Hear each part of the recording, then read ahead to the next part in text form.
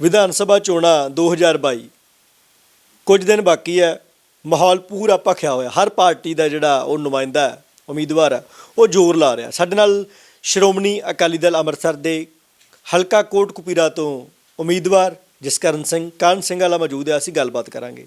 स्वागत है जी जसकरण सिंह जी KTV ते। वाहिगुरू जी का खालसा वाहिगुरू जी की फतेह। भाई जसवीर सिंह जी KTV ते समुच्चियां ਜਿਹੜੀਆਂ सिख कौम नाल पंजाब नाल पंथ नाल प्यार करन वालियां ਜਿਹੜੀਆਂ संगतां ने ਉਹਨਾਂ ਨੂੰ ਵਾਹਿਗੁਰੂ जी का खालसा वाहिगुरू जी की फतेह। ਸਭ ਤੋਂ ਪਹਿਲਾਂ ਤਾਂ ਇਹ ਦੱਸੋ ਤੁਹਾਡੀ ਜਿਹੜੀ ਚੋਣ ਪ੍ਰਚਾਰ ਦੀ ਮੁਹਿੰਮ ਹੈ ਕਿਸ ਤਰ੍ਹਾਂ ਚੱਲ ਰਹੀ, ਕਿਉਂਕਿ ਚੋਣਾਂ ਦੇ ਵਿੱਚ 4 ਕੁ ਦਿਨ ਹੀ ਬਾਕੀ ਹੈਗੇ ਆ।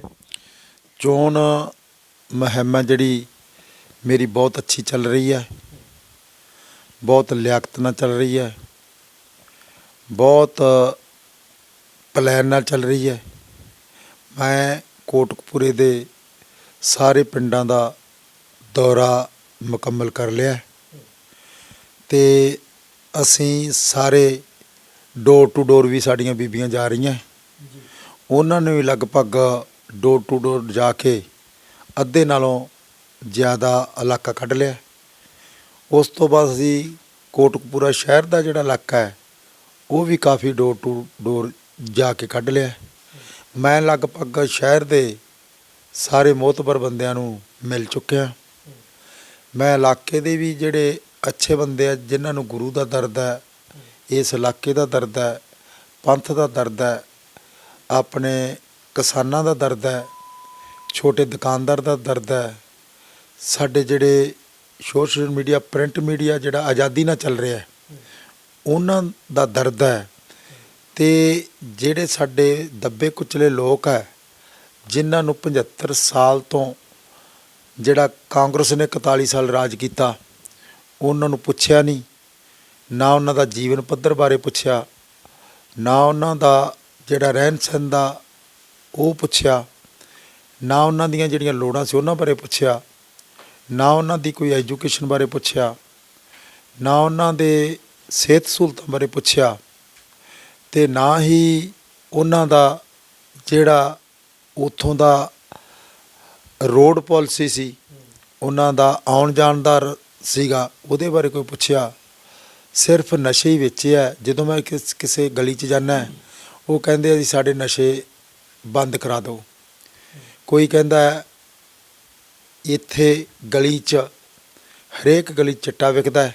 ਤਾਂ ਬਿਲਕੁਲ ਤੁਸੀਂ ਜਿਹੜੀ ਹਲਕੇ ਦੀ ਵੀ ਗੱਲਬਾਤ ਕਰ ਰਹੇ ਹੋ ਤੇ ਚੋਣ ਪ੍ਰਕਿਰਿਆ ਜਿਹੜੀ ਤੁਹਾਡੀ ਪੂਰੀ ਐਕਟਿਵ ਹੈ, ਕਿਉਂਕਿ ਹੁਣ ਵੀ ਰਾਤ ਦਾ ਸੁੱਖ ਨਾਲ 11 ਵੱਜ ਗਏ ਅੱਜ, ਕਿਉਂਕਿ ਅਸੀਂ ਵੀ ਸਵੇਰ ਤੋਂ ਕੋਸ਼ਿਸ਼ ਸੀਗੀ ਵੀ ਤੁਹਾਡੇ ਨਾਲ ਕਰੀਏ ਜਿਹੜੀ ਹੈ ਇੰਟਰਵਿਊ। ਇਸ ਹਲਕੇ ਦੇ ਵਿੱਚ ਮਾਨ ਦਲ ਦੀ ਜਿਹੜੀ ਪਾਰਟੀ ਹੈ ਕਿ ਸ਼ਾਇਦ ਮਤਲਬ ਕਾਫੀ ਸਮੇਂ ਬਾਅਦ ਕਹਿ ਸਕਦੇ ਹਾਂ, ਸ਼ਾਇਦ ਉਹ 3 ਦਹਾਕਿਆਂ ਬਾਅਦ ਮਿਹਨਤ ਨਾਲ ਜਿਹੜਾ ਹੈਗਾ ਉਹ ਚੋਣਾਂ ਦੇ ਵਿੱਚ ਕੁੱਦੀ ਹੋਈ ਹੈ। ਕਈ ਵਾਰੀ ਇਸ ਤਰ੍ਹਾਂ ਹੁੰਦਾ ਸੀ ਵੀ ਕੈਂਡੀਡੇਟ ਹੀ ਖਿਲਾਰੇ ਜਾਂਦੇ ਸੀ, ਪਰ ਇਸ ਵਾਰ ਅਸੀਂ ਕਾਫੀ ਐਕਟਿਵ ਦੇਖ ਰਹੇ ਹਾਂ। ਇੱਥੋਂ ਕੋਟਕਪੁਰੇ ਦੀ ਗੱਲ ਕਰ ਲਈਏ, ਫਰੀਦਕੋਟ ਤੋਂ ਗੁਰਸੇਵਕ ਸਿੰਘ ਭਾਣਾ ਹੈ, ਔਰ ਅਮਰਗੜ੍ਹ ਤੋਂ ਮਾਨ ਸਾਹਿਬ ਦੀ ਤਾਂ ਕੰਪੇਨਿੰਗ ਪੂਰੀ ਦੁਨੀਆ ਦੇ ਵਿੱਚ ਮਸ਼ਹੂਰ ਹੈਗੀ। ਅਸੀਂ ਨਹੀਂ, ਪਿਛਲੇ ਵਾਰੀ ਵੀ ਅਸੀਂ 58 ਕੈਂਡੀਡੇਟ ਸਾਡੇ ਮੈਦਾਨ 'ਚ ਸੀਗੇ ਜੀ।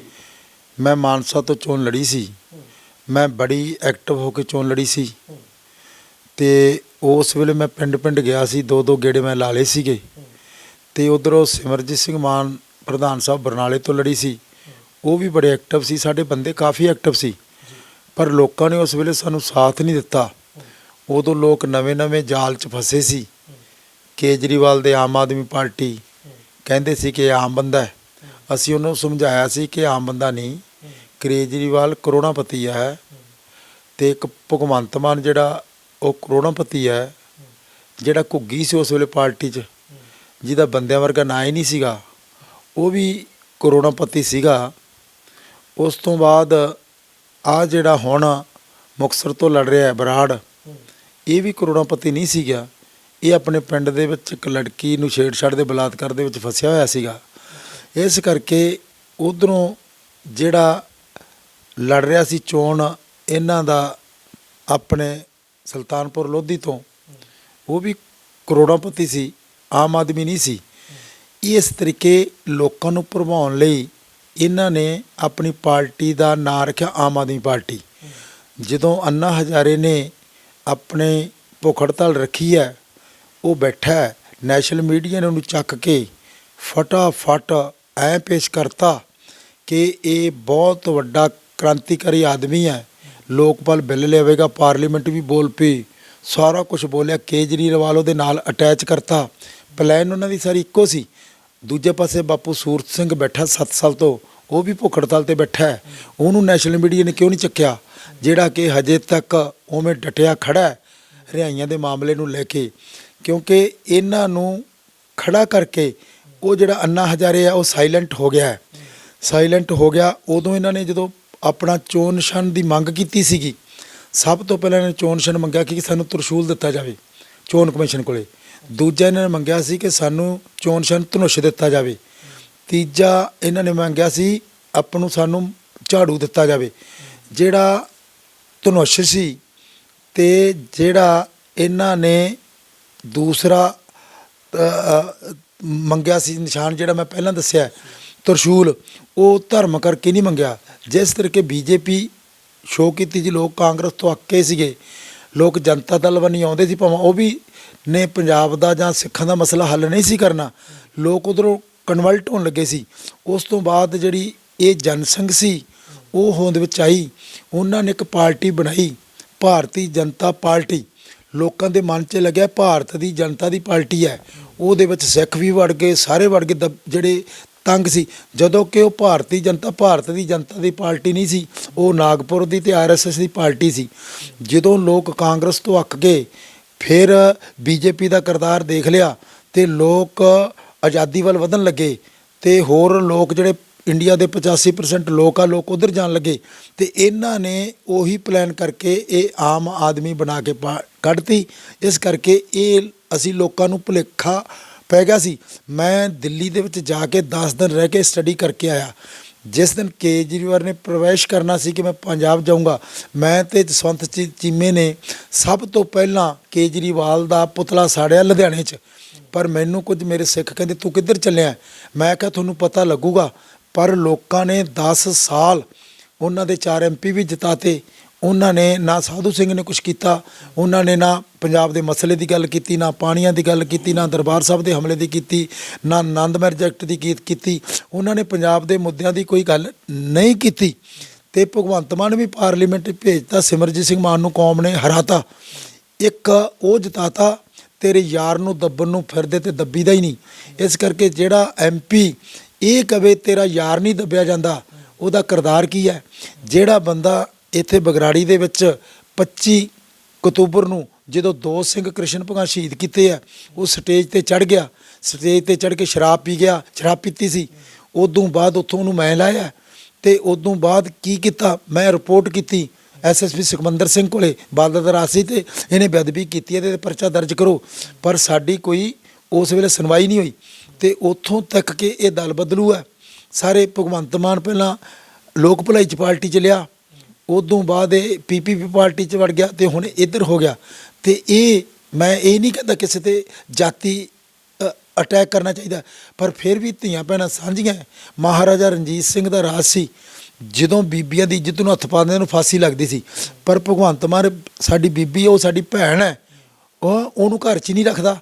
ਇਸ ਕਰਕੇ ਜੇ ਤੁਸੀਂ ਮੈਨੂੰ ਵੀ ਪੁੱਛੋਗੇ ਜਸਕਰਨ ਸਿੰਘ, ਜੇ ਤੂੰ ਆਪਣਾ ਸਮਾਜ ਨੂੰ ਸੁਧਾਰਨਾ ਹੈ, ਤੇਰਾ ਘਰ ਕਿਵੇਂ ਹੈ, ਤੇਰਾ ਸਾਰਾ ਸਿਸਟਮ ਕਿਵੇਂ ਹੈ, ਕਿ ਤੇਰਾ ਕਿਰਦਾਰ ਕੀ ਹੈ, ਤੇ ਜੇ ਮੈਨੂੰ ਵੀ ਪੁੱਛੋਗੇ ਤੇਰੀ ਧਰਮ ਪਤਨੀ ਤੇਰੇ ਘਰੇ ਆ, ਤੂੰ ਛੱਡ ਕੇ ਤਾਂ ਨਹੀਂ ਬਾਹਰ ਛੱਡਿਆ।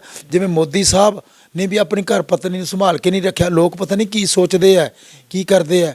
ਉਧਰ ਤੁਸੀਂ ਸੋਚੋ KPS ਗਿੱਲ ਸੀ, ਜਿਹਨੇ ਹਿੰਦੂ ਬੀਬੀ ਰੂਪਨ ਦਿਓਲ ਦੀ ਇੱਜ਼ਤ ਨੂੰ ਹੱਥ ਪਾ ਲਿਆ ਤੇ ਸਿੱਖਾਂ ਨੇ ਉਹਨੂੰ ਕੁਛ ਨਹੀਂ ਕਿਹਾ। ਸਮਾਂ KPS ਗਿੱਲ ਦੇ ਹੱਕ ਵਿੱਚ ਭੁਗਤਦੇ ਰਹੇ ਤੇ ਸਿਮਰਜੀਤ ਸਿੰਘ ਮਾਨ ਬੋਲਿਆ।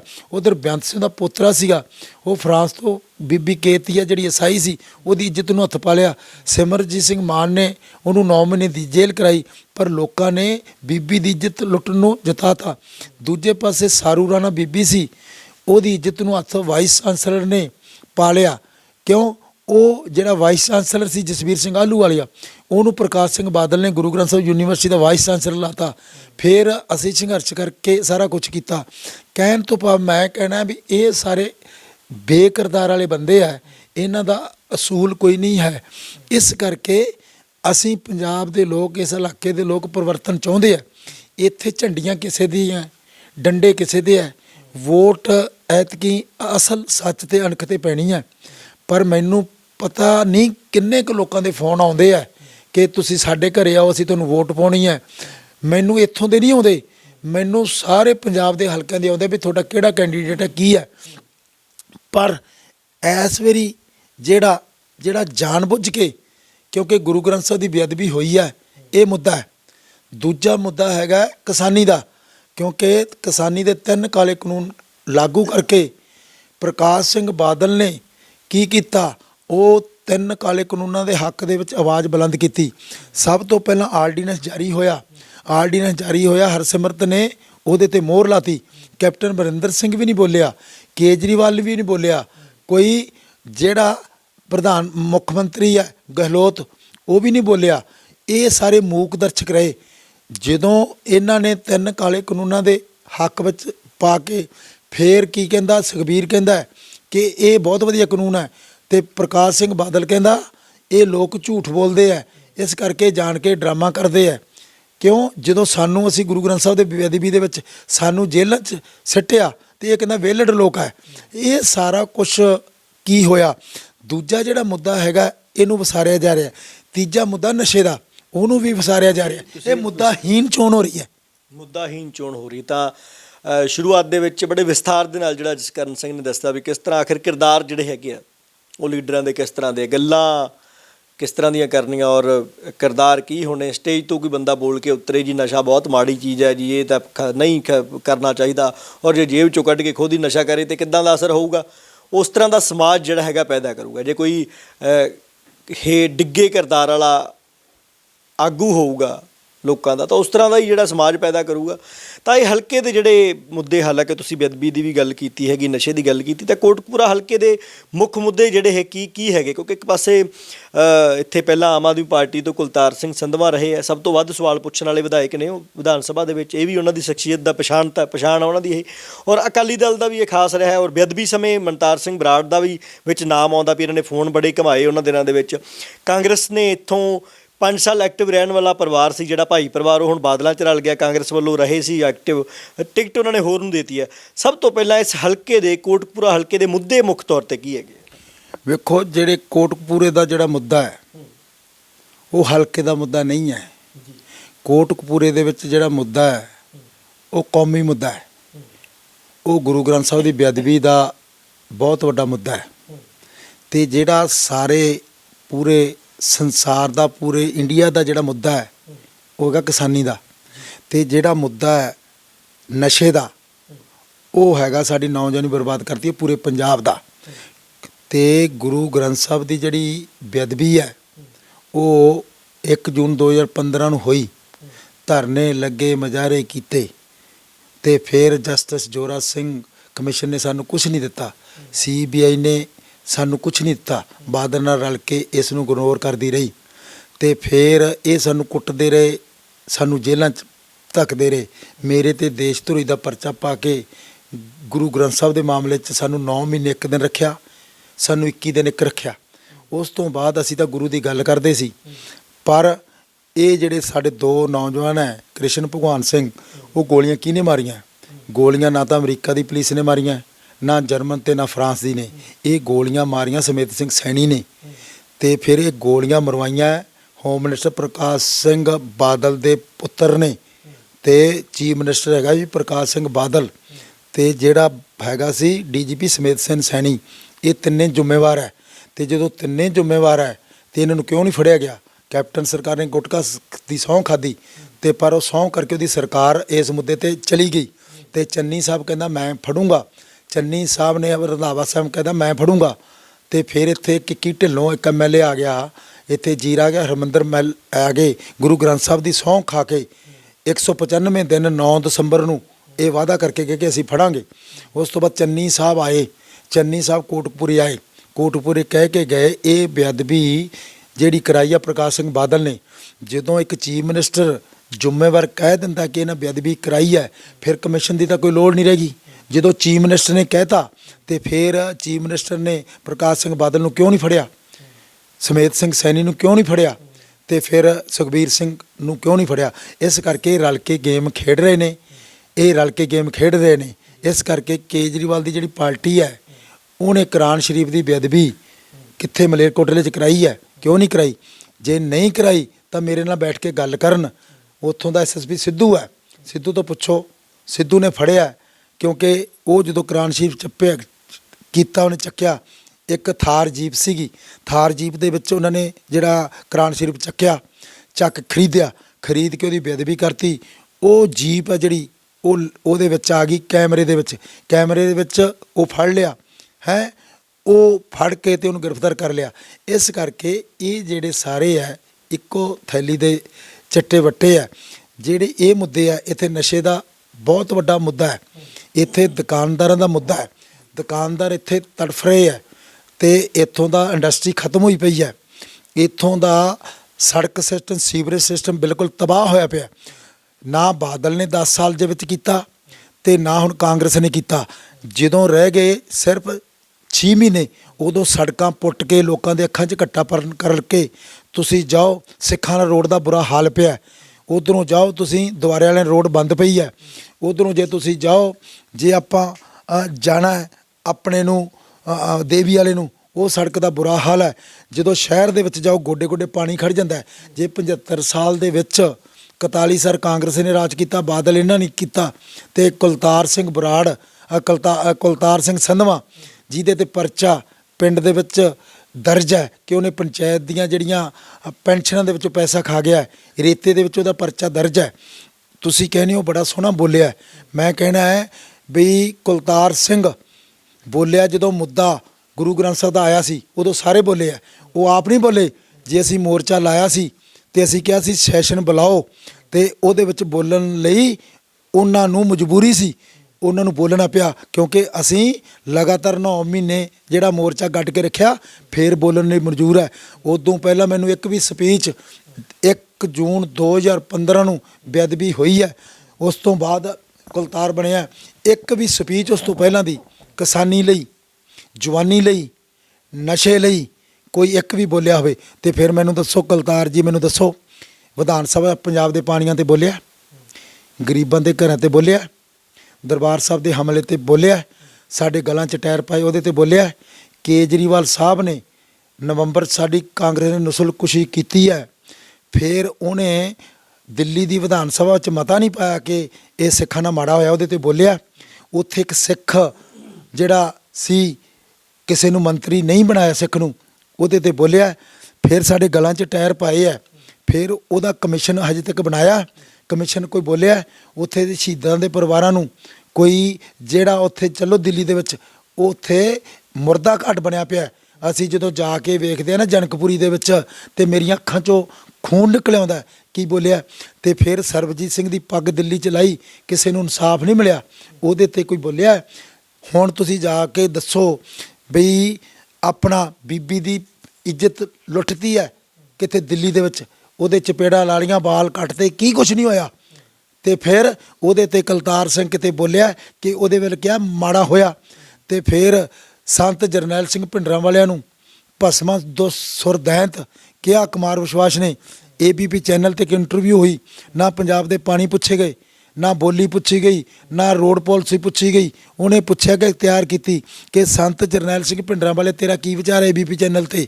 ਉਹਨੇ ਕਿਹਾ ਬਈ ਕੁਮਾਰ ਵਿਸ਼ਵਾਸ ਨੇ ਕਿਹਾ ਜਿਹੜੇ ਸੱਜੀ ਬਾਂਹ ਸੀ, ਉਹਨੇ ਕਿਹਾ ਸੰਤ ਜਰਨੈਲ ਸਿੰਘ ਜਿਹੜੇ ਭਿੰਡਰਾਂ ਵਾਲੇ ਆ, ਉਹ ਇੱਕ ਐਡਾ ਮਾੜਾ ਬੰਦਾ ਸੀ ਤੇ ਉਹ ਇਤਿਹਾਸ ਦੇ ਵਿੱਚ ਇੱਕ ਭਸਮਾਸੁਰ ਦੈਂਤ ਹੋਇਆ, ਉਸ ਨੂੰ ਚੰਡੀ ਨੇ ਖਤਮ ਕਰਤਾ। ਤੇ ਸੰਤ ਜਰਨੈਲ ਸਿੰਘ ਭਿੰਡਰਾਂ ਵਾਲਾ ਭਸਮਾਸੁਰ ਦੈਂਤ ਦਾ ਇੱਕ ਰੂਪ ਸੀ। ਇੰਦਰਾ ਗਾਂਧੀ ਚੰਡੀ ਬਣ ਕੇ ਆਈ, ਖਤਮ ਕਰ ਦਿੱਤੀ ਤੇ ਉਹਨੂੰ ਇੰਦਰਾ ਗਾਂਧੀ ਨੂੰ ਕਲੀਨ ਚਿੱਟ ਦਿੱਤਾ। ਫਿਰ ਕੇਜਰੀਵਾਲ ਨੂੰ ਕਿਉਂ ਨਹੀਂ ਪੁੱਛਿਆ? ਕੇਜਰੀਵਾਲ ਨੇ ਕਿਹਾ ਕਿ 1984 ਜਿਹੜਾ ਕਤਲੇਆਮ ਹੋਇਆ ਉਹਦੇ ਵਿੱਚ ਕਾਂਗਰਸ ਦਾ ਕਸੂਰ ਨਹੀਂ ਹੈ ਕੋਈ। ਤੇ ਫਿਰ ਇਹਦਾ ਮਤਲਬ ਤਰੀਕੇ ਦੇ ਨਾਲ ਤੁਹਾਨੂੰ 10 ਸਾਲਾਂ ਨੂੰ ਪਤਾ ਲੱਗੂਗਾ, ਜਦੋਂ ਜਿਹੜੇ ਫਸੇ ਆ, ਜਿਹੜੇ ਆਪਣੇ ਸੱਜਣ ਕੁਮਾਰ ਵਰਗੇ ਇਸ ਕੇਸਾਂ 'ਚ ਫਸੇ ਆ, ਤੇ ਫਿਰ ਇਹਦੀ ਸਟੇਟਮੈਂਟ ਸਫਾਈ ਦੇ ਵਿੱਚ ਲੱਗੂਗੀ ਤੇ ਇਹ ਸਾਰਾ ਕੁਝ ਹੋ ਜਾਊਗਾ। ਤੇ ਫਿਰ ਜਿਹੜੇ ਇਹਨਾਂ ਨੇ ਕਿਹਾ, ਕੇਜਰੀਵਾਲ ਨੇ ਕਿ ਜਦੋਂ ਮੇਰੀ ਸਰਕਾਰ ਆ ਗਈ ਮੈਂ ਨਿਰੰਕਾਰੀ ਦਾ 250 ਫੁੱਟ ਦਾ ਬੁੱਤ ਕੱਢ ਦੇਣਾ, ਜਿਨ੍ਹਾਂ ਨੇ ਤੇਰੇ 13 ਸਿੰਘ ਸ਼ਹੀਦ ਕਰਾਏ। ਤੇ ਪ੍ਰਕਾਸ਼ ਸਿੰਘ ਬਾਦਲ ਨੇ ਇਹਦੇ ਸਾਰੀ ਅੱਗ ਵਾਲੀ ਜਿਹੜੀ ਅੱਗ ਹਜੇ ਤੱਕ ਲੱਗੀ ਹੈ ਤੇ ਇਹ ਸਾਰਾ ਕੁਝ ਇਹਨਾਂ ਨੇ ਕਿਉਂ ਕੀਤਾ? ਮੈਨੂੰ ਦੱਸੋ, ਕਲਤਾਰ ਬੋਲਿਆ? ਕੋਈ ਬੋਲਿਆ ਨਹੀਂ, ਨਾ ਪਾਣੀਆਂ ਤੇ ਬੋਲੇ। ਹੁਣ ਕਲਤਾਰ ਸਿੰਘ ਮੇਰੇ ਨਾਲ ਡਿਬੇਟ ਕਰੇ, ਉਹ ਦੱਸੇ ਵੀ ਨਹਿਰ ਦਾ ਪਾਣੀ ਹੈ। ਆਰਟੀਕਲ 246 ਕਹਿੰਦਾ ਹੈ, ਜਿਹੜੇ ਦੇਸ਼ 'ਚੋਂ ਨਦੀਆਂ ਲੰਘਦੀਆਂ ਨਾਲੇ ਲੰਘਦੇ ਹੈ, ਜੇ ਦੁੱਖ ਦਾ ਸੂਬਾ ਭਾਗੀਦਾਰ ਹੈ ਤੇ ਸੁੱਖ ਦਾ ਵੀ ਭਾਗੀਦਾਰ ਹੈ।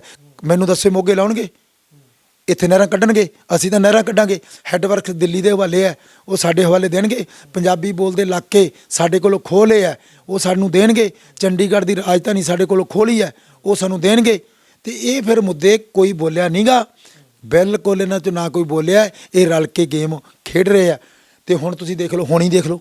ਤੁਸੀਂ ਇੱਕ ਦੱਸੋ, ਤੁਸੀਂ ਆਮ ਆਦਮੀ ਪਾਰਟੀ ਤੇ ਕਾਫੀ ਜਿਹੜੀਆਂ ਗੱਲਾਂ ਕੀਤੀਆਂ, ਸਵਾਲ ਚੁੱਕੇ ਆ, ਤਾਂ ਰਵਾਇਤੀ ਪਾਰਟੀਆਂ ਹੈਗੀਆਂ ਪੰਜਾਬ 'ਚ, ਅਕਾਲੀ ਦਲ ਬਾਦਲ ਜਿਹੜਾ ਅੱਜ ਕੱਲ੍ਹ ਅਖਵਾਉਣ ਲੱਗ ਪਿਆ, ਕਾਂਗਰਸ ਹੈਗੀ ਆ, ਬੀਜੇਪੀ ਵੱਖਰੇ ਹੋ ਗਈ ਇਸ ਵਾਰ, ਤਾਂ ਆਮ ਆਦਮੀ ਪਾਰਟੀ ਨੂੰ ਤੁਸੀਂ ਇਹਨਾਂ ਤੋਂ ਵੱਖਰਾ ਦੇਖਦੇ ਹੋ? ਪੰਜਾਬ ਦੇ ਲੋਕ ਕਹਿੰਦੇ ਵੀ ਅਸੀਂ ਇਹਨੂੰ ਵੱਖਰਾ ਦੇਖਦੇ, ਕਹਿੰਦੇ ਬਦਲ ਦੇ ਤੌਰ ਤੇ ਤੀਜੀ ਪਾਰਟੀ ਲੈ ਕੇ ਆਉਣੀ। ਪੰਜਾਬ ਦੇ ਲੋਕ ਇਹ ਕਹਿ ਰਹੇ, ਕਿਉਂਕਿ ਆਪ ਵਾਲੇ ਦਾਅਵਾ ਕਰਦੇ ਹੋ, ਲੋਕ ਭਰੋਸਾ ਕਰਦੇ ਆ, ਤੁਸੀਂ ਕਿਵੇਂ ਦੇਖਦੇ ਹੋ? ਨਹੀਂ, ਕੇਜਰੀਵਾਲ ਸਾਹਿਬ 'ਚ, ਪ੍ਰਕਾਸ਼ ਸਿੰਘ ਬਾਦਲ ਸਾਹਿਬ 'ਚ ਤੇ ਕਾਂਗਰਸ 'ਚ ਕੋਈ ਫਰਕ ਨਹੀਂ। ਪਰ ਉਹ ਕਹਿੰਦੇ ਇਸ ਤਰ੍ਹਾਂ ਰਾਜਨੀਤੀ ਬਦਲਣਾ ਹੈ। ਨਹੀਂ ਨਹੀਂ, ਕੋਈ ਬਦਲ ਨਹੀਂ।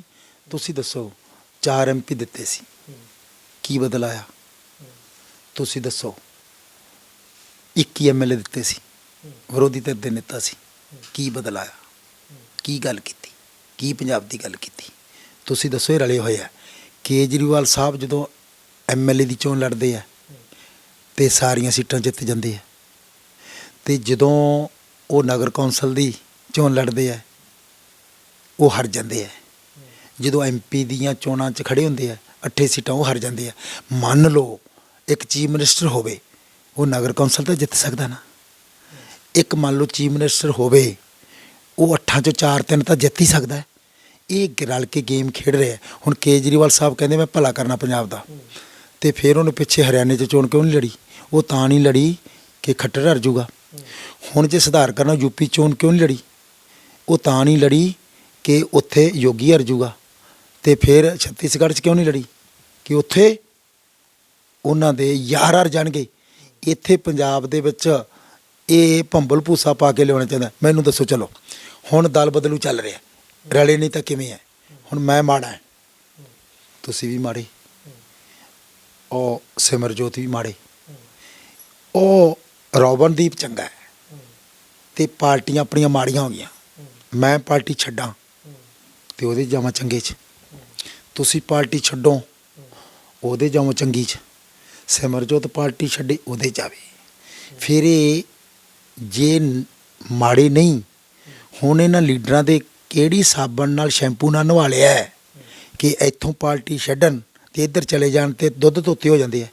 ਇਹ ਕਿਹੜਾ ਇਹੋ ਜਿਹਾ ਡਟੋਲ ਹੈ ਜਿਹੜੀ ਇੱਥੋਂ ਨਹਾਉਣ ਹੈ, ਇਹ ਛੱਡਣ ਤੇ ਇੱਧਰ ਆ ਜਾਣ?